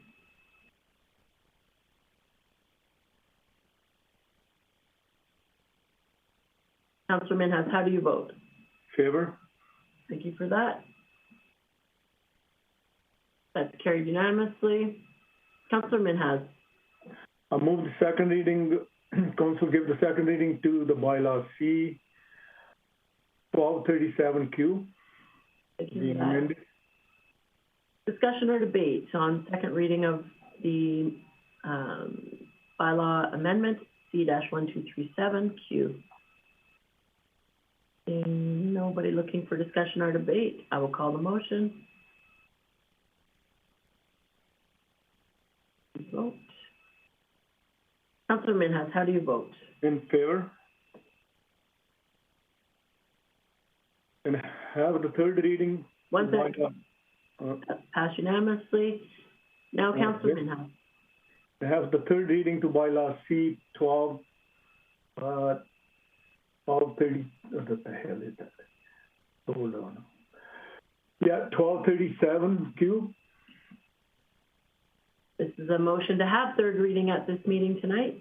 This must, in order for this us to have third reading here tonight, this motion must pass unanimously. Let's see if there's any reason, anybody looking to speak to this. Seeing none, I'll call the question. Councillor Minhas, how do you vote? In favor. Thank you for that. Councillor Minhas. Oh, my apologies. That's passed unanimously. Councillor Minhas. I can have a third reading. Council give the third reading to bylaw C-1237Q being amended at the municipal bylaw. Thank you for that. This is third reading of bylaw C-1237Q, an amendment to the municipal development plan. No questions. I will call the question. Please vote.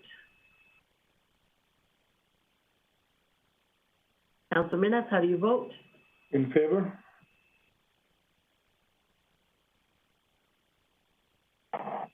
And that's passed unanimously. Moving along to the second public hearing of this evening, item 15.2, bylaw C-1260-135, a land use bylaw amendment in regards to moving agricultural district to arterial commercial district in land section part of SW4-72-5-6. And I will call this public hearing to order. I look to Mr. Welton for an introduction. Thank you, Mayor Clayton. The city has received an amendment application to the land use bylaw.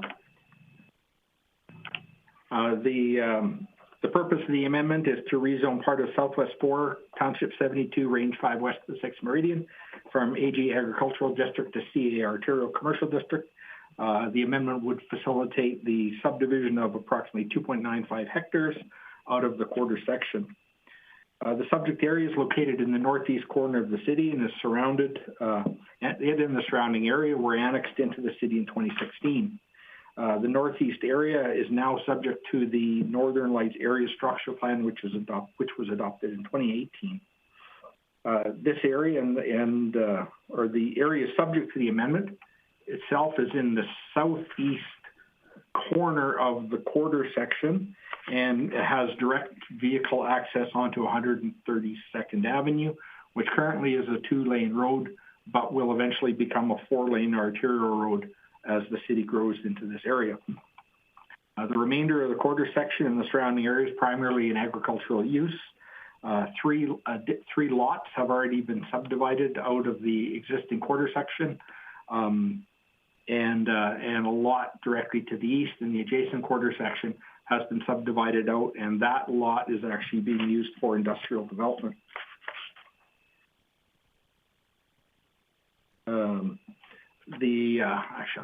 I'll go back to this.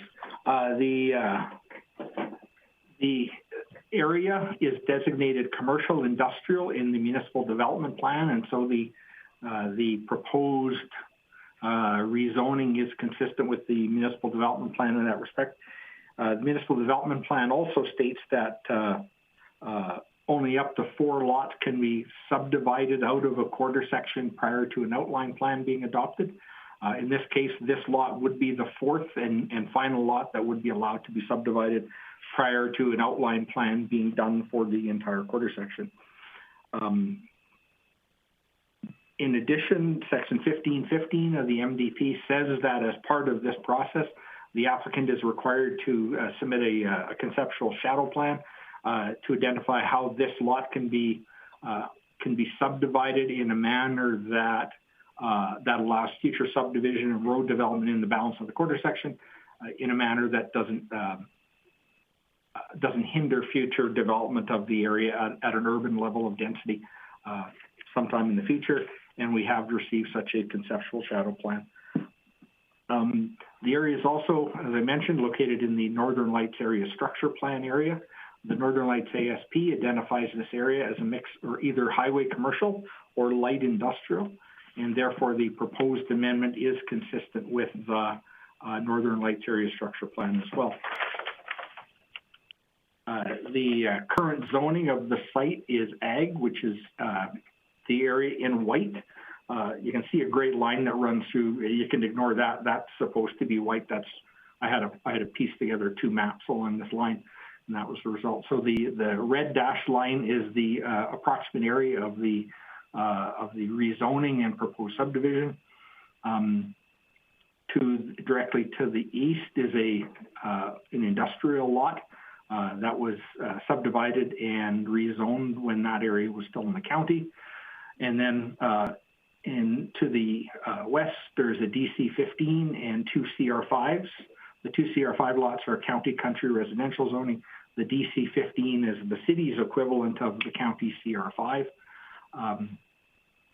And those are sort of, I guess, existing zones, residential uses that are really not consistent with the MDP and the area structure plan in the long term.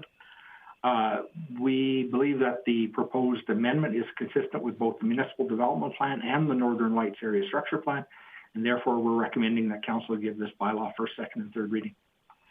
Thank you, Madam Mayor. Thank you for that, Mr. Welton.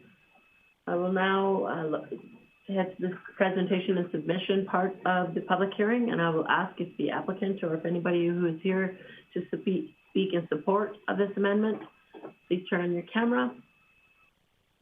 Thank you, Mr. Rossler. If you just introduce yourself for those who are watching.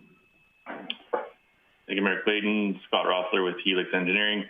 Also on the call, I believe, is Narda Nelson. So she's the current landowner of the property. So she's here to answer any questions if any do arise.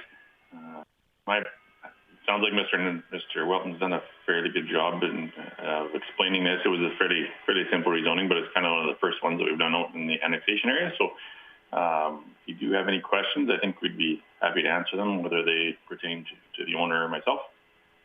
Perfect. Thank you for that. Thank you for attending tonight, Ms. Nelson. Any comments or questions from council to the applicant or to Mr. Rossler? Seeing none, I think you're good. I will just ask if there's anyone else here to speak in support of this application. If so, please turn on your camera. And I will ask a third time if there's anyone else here to speak in support of this application. Seeing none, thank you for coming tonight, and I'll just ask you to turn your camera off. And I will ask if there's anyone here to speak in opposition of this application. If so, please turn on your camera and identify yourself. I'll ask a second time if there's anyone here to speak in opposition to this application. One last time, I'll ask if there's anyone here tonight to speak in opposition to this amendment to this land use bylaw application. Seeing no one, I will call this public hearing closed and move to business arising.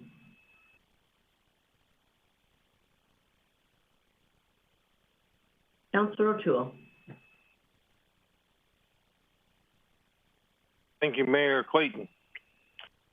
I move council to give first reading to bylaw C-1260-135, being an amendment to the land use bylaw. Thank you for that, Councillor O'Toole. So no discussion or debate on first reading. So I'll call the question. Please vote. Councillor Minhas, how do you vote? In favor. Thank you for that.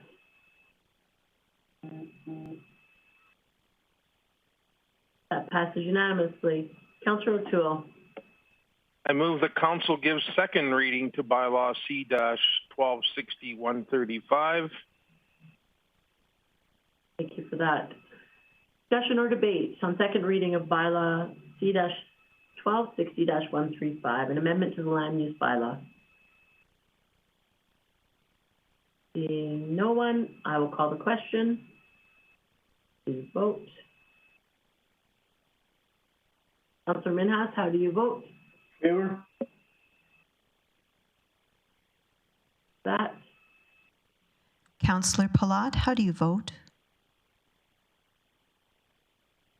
Councillor Palat, how do you vote? Sorry, in favor. I thought it went through.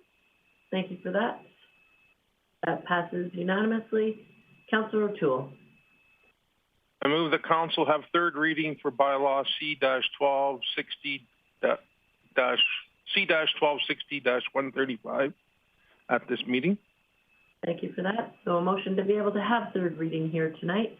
This is must be passed unanimously. I will ask if there's any reason, anyone has any reason to not have this tonight, please say so. Seeing no one moving, I will call the question. Please vote. Councillor Minhas, how do you vote? In favor. Thank you for that. That passes unanimously. Councillor O'Toole. And I move that we give third reading to bylaw C-1260-135. Thank you for that, Councillor O'Toole. So this is a motion to give third reading tonight to the amendments on the land use bylaw as presented. Any discussion? Seeing none, I'll call the question. Please vote. Councillor Minhas, how do you vote? In favor. Thank you for that. That carries unanimously. Moving on to a delegation business, there was no scheduled delegations in our evening portion of today's meeting. Moving to council member reports. I'm going to ask that we do council member reports and roundtable at the same time. And I'm going to just go across my screen. I'm starting in my top left, Councillor O'Toole. Any council member reports or roundtable? Yes, I do have one council member report. It's the Combative Sports Commission for the City of Grande Prairie. We did have an application to we had an application to have a boxing event here in Grande Prairie. We turned it down just because of the bylaws and the COVID situation. We didn't have enough time and the date was too close to our bylaws. So that one, he's totally understood everything. He's new at this. And this event, when it does come, will be a no crowd situation. It'll be televised and the cost will be generated through being on pay-per-view. I don't have anything other than that, other than the Alberta Combative Sports Commission. It's coming together really, really well. The commissions are all are on all good talking terms. We're very supportive of each other, and there's going to be some really good things come out of this, as they've already have come out. And we'll have another meeting here coming up next month to explain possibly the roles of our commissions. One of the things that we kind of wanted to do is have a very genuine commission bylaws for all of the province. That's really, really difficult to do because the costs and fees associated with going to Calgary are going to be different than Lethbridge versus, say, Grande Prairie. And so we are going to try and support that as much as we can. But with that being said, we're going to have a really close set of bylaws that will support both the athlete, the promoters, and the commissions. The next thing I wanted to just talk about here is we had a Community Futures Grande Prairie board meeting. Things are going well. Companies are really going hard and using us as a bank because the banks aren't doing what they normally do, and that's lend out money. It doesn't matter how good of client you are. They're just slowing things down. And all things said and done, we're taking advantage of that. The other thing that we're taking advantage of is the training that goes on. There's a number of people that aren't actually members of the Community Futures. They don't have loans, but they're coming here to get the knowledge of running a business and the processes in doing the regular monthly work that's required in advertising, promotion, and doing a good job so you can retain your business. So with that, that report for committee stuff is done. And I just, I don't think I can talk right now. Just my heart's with the family of Mr. Clyde Blackburn. He's been a long-time friend and a long-time associate and good person. And I made a mistake one time and I used the word there, I guess it was. And he called me out on it and I says, so what's your problem? And he said, well, you used the wrong there. And I said, did you get the point? He goes, well, yeah. I says, well, you got your point. I got my point. Don't worry about the little stuff. And he was a little upset with me, but you know what? He laughed and giggled and we're still friends. So that was my my memory of Clyde. Thank you, Councillor O'Toole. Councillor Thiessen. You're going to make me talk, are you, after that? Thanks, Kev. Next council meeting, I'm going to have 4 or 5 committees to report on. This one I have 0. That's just how it goes sometimes. I will just quickly report that I was with council in meetings with the Grande Prairie Public School District, as well as the Grande Prairie Catholic School District and the Chamber of Commerce over these weeks, amongst other meetings. But those are the big highlights for me. And like Councillor O'Toole, I just want to send out my love and appreciation to the Blackburn family. Clyde and I, we've known each other for over 10 years, and we're pretty much friends right off the hop. We've done lots of things together over the years, from GPLT functions like Mad Moose Mayhem to the 40-year anniversary of GPLT, street performers, Bear Creek Folk Music Festival. We're on the same volunteer crew. 100th anniversary of the Centennial Spectacular for the City of Grande Prairie that I was co-chair of. Clyde was instrumental in lining up ATCO, Gas and Electric, to be title sponsors for that event and save us a bit of money there. And so, to really send it off really big for 100 years, Clyde was a big part of that, even though he wasn't officially part of the city yet. We may not have agreed all the time on things from cannabis to downtown development to even COVID protocols, but we did find ways to come together in the middle, and where we were very much in agreement of community group fundings, arts festivals, community housing and supports. No matter how different our opinions were, what I cherish most about Clyde is that even if he took affront to my position, he never took affront to my person. And I always appreciate that. I'm very proud to say that, I did his first lap with him around the cancer clinic in Edmonton after his first major treatment. And the last time I saw him, I had to wait almost a good 5 minutes at the door after I rang the doorbell, because Clyde insisted that he would answer the door knowing that I was bringing his family some food. So I had a good cry that day, just because I felt like it was probably the last time I'd see Clyde in person, and it was. But it just shows the heart of Clyde. He was always a friend, and he lived a life in service to love. And I know yesterday, if there's any transfer time, I guess today, haven't gained a new angel. So to the Blackburn family, I love you. To Clyde, I love you. I know you're watching over, and you're still in this council meeting today with us. So thanks. That's all I have to report. Thank you for that, Councillor Minhas. Thank you, Jackie Clayton. I don't have much to say, but yes, I do condolence to Clyde's family. I've known him long period of time. I remember, was it 2002 or something, when he was with ATCO, and then we both become airport director at that time from the public side. And then he's been a friend all along, and I condolence to their family. That's all I was going to say. Okay. Lots of things to say, but that's what it is. Thank you. That's all. Thanks, Councillor Minhas. Councillor Bressie. Yeah, thank you.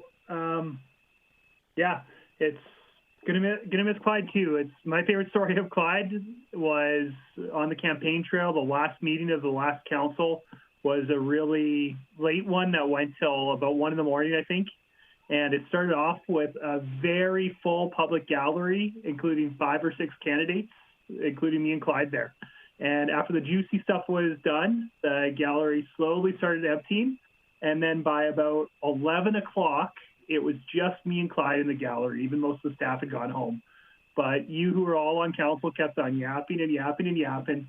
And I just remember thinking, man, I want to go home, but I'm the young candidate running on the hard work ethic. I got to outlast the oldest candidate here.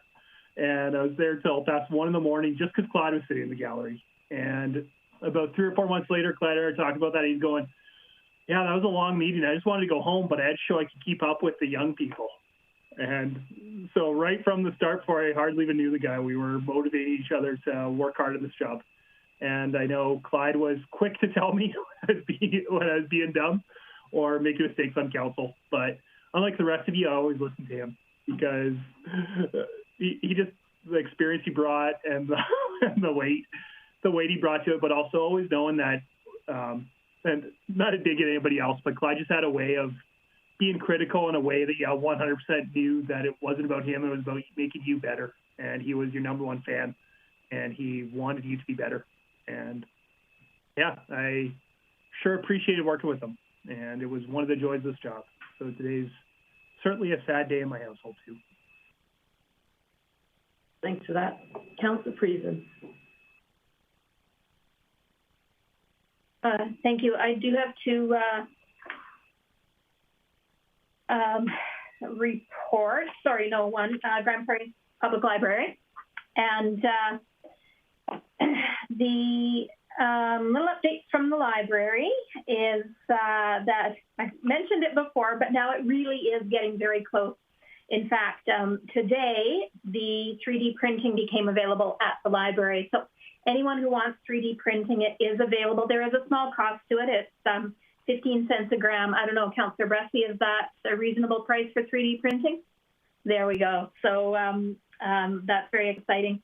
And I actually, over the weekend, was wondering how to cover some of the baseboard vents in my 100-year-old home here, and thinking I'd like something kind of fun and interesting, and it occurred to me I could 3D print them. So I'm very excited to have an actual need to use the 3D printer rather than just some exciting, fun little thing. Of course, they returned to curbside as of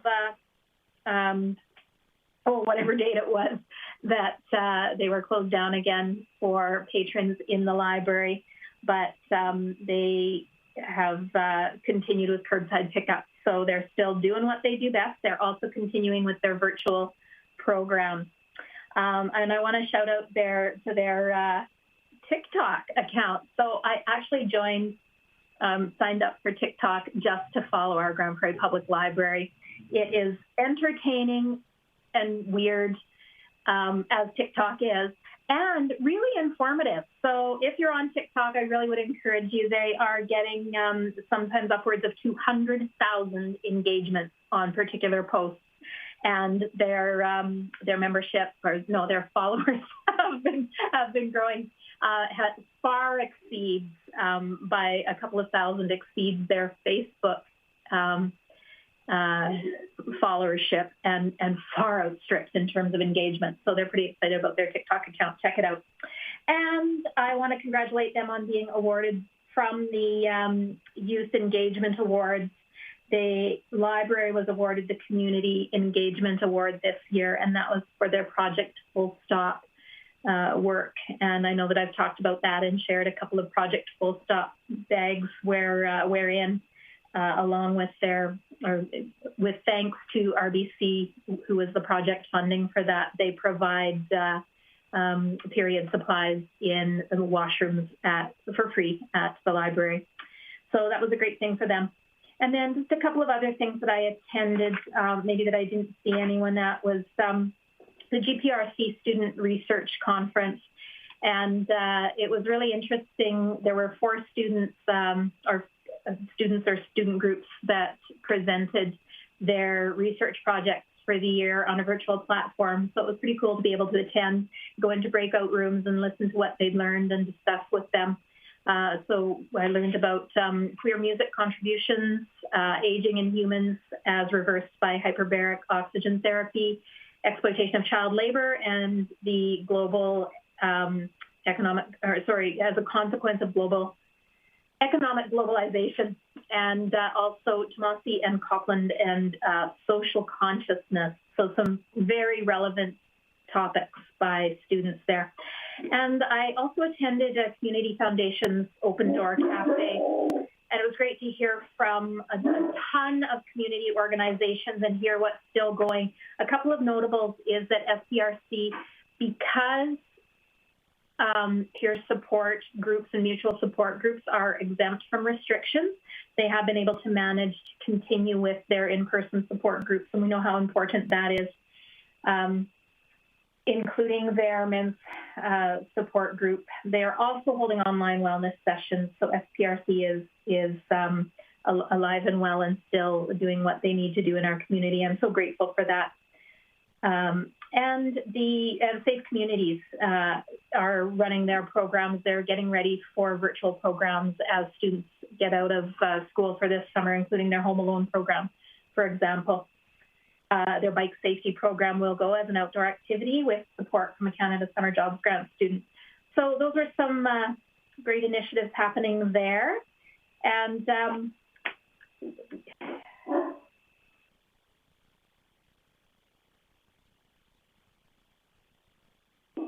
going to miss our friend too.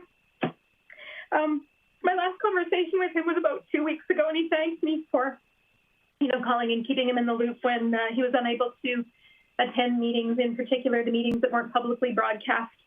And he said to me, "Thank you for calling and keeping me in the loop. I really appreciate that." And my response to him was, "Clyde, I'm not calling for your benefit." And I'm going to remember that about Clyde. Every engagement, and I'm sure that most of you would agree to this, every engagement with Clyde left me feeling richer for the experience. Thank you. Thanks, Councillor Friesen. Councillor Plott. Thanks, Mayor Clayton. A couple events, same as other people have mentioned. I did a couple of the Grande Prairie Public and the Grande Prairie Catholic School Districts. Our council met with them individually, and it was good to just hear. It's exciting to hear about new schools being open in our region and the potential of more coming, so it was nice to have those conversations with them.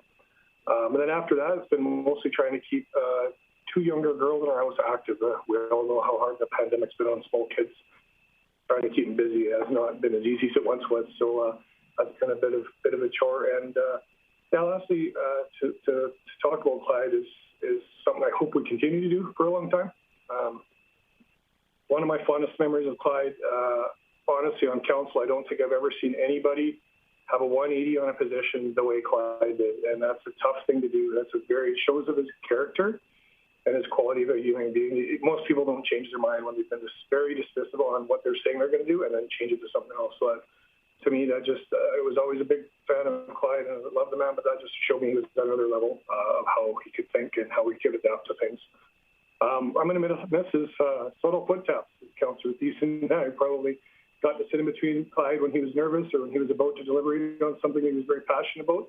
He looked very calm, and he looked like he was never moving, but boy, his little feet were tapping away, and I always loved it because I could tell when he was either going to be really passionate about something or look over at Dylan and be like, what is this kid doing right now? It seemed like, he had a special tap for Dylan too, I think. So anyways, I agree, one of those little backroom chamber conversations of, he jabbed me lots about my attire. He's constantly reminding me that I should be wearing a suit and a tie, that I wasn't representing the city as proudly as I should be in his eyes. And I love that he never let go of that battle through all the years of sitting in council chambers. He kept going on that one. And so, Clyde, to your family, my condolences, but I want to thank your family for letting us have some of this time. A lot of it, I wish we would have had more of it. Thanks, Councillor Plott. At first, I wasn't going to share many of the events that I've done, but in celebration of Clyde, who really worked as long as he could, he would appreciate us continuing on with the business. And so I'll highlight a couple of things that I've done in the last 2 weeks. I had an opportunity, as many councillors, to sit in the public and the Catholic School Board meetings, but I also had an opportunity to bring greetings on the National Day of Missing and Murdered Indigenous Women Red Dress Day. I brought greetings to and proclamation for the Youth Week event. I had an opportunity, socially distanced, to plant a tree with some children at St. Catherine's Catholic School, a group of about 7 grade 1 students. It was a nice day to be able to do that and lots of laughs. I also was a guest speaker at the Friday Rotary Club about just over 2 weeks ago. It was nice. Now I've done a Tuesday Rotary Club and a Friday, so those were enjoyable because I typically only ever attend my own Rotary meetings, so that was nice. I did attended as with many others, attended the virtual announcement and the exciting news from GPRC in the designation becoming a polytechnic institution, which is long awaited and great news for our region. I was part of a town hall with the Premier, Minister Shandro, Minister McIver, and Dr. Hinshaw, and just a municipal update in regards to the current provincial regulations. I also am taking a regional partnership and collaboration course, so I did that and had a virtual meeting with Carnegie Grimscheid and Lee Goldie from the Grande Prairie Sport Council. And I also attended last Friday virtually a mayor's luncheon titled Business Resiliency Through Community and Inclusion. And so based on the Alberta Inclusion Alberta platform of different ways that municipalities and communities can be more inclusive. So it was a great conversation, and it was a really cool platform that they did the event on. It looks virtually like a banquet room, and you can move table to table as many of us do, as we know lots of people in a room. So it was kind of neat. You get to go around and then sit down and chat with the people at your table. So it was a great event. I also was part of a call with many mayors from across the province with Associate Minister Nally regarding the ASO tariffs, and I expect to have more discussion with council on that in the near future. The last but not least, as many councillors have indicated, for me, Councillor Blackburn was a constant educator. He loved to encourage and support people. He would send me many texts after meetings, and in a very supportive way would always provide advice and input. It was never meant to be bossy or intrusive. It was always meant to be encouraging and supportive. So I really appreciate what he did for me as I took this interim role. He was the man that I would get random texts with on things that I didn't even know he was thinking about. So it was very appreciative, and send my love out to him and his family. And yeah. So enjoy your night, and I'll call the meeting adjourned.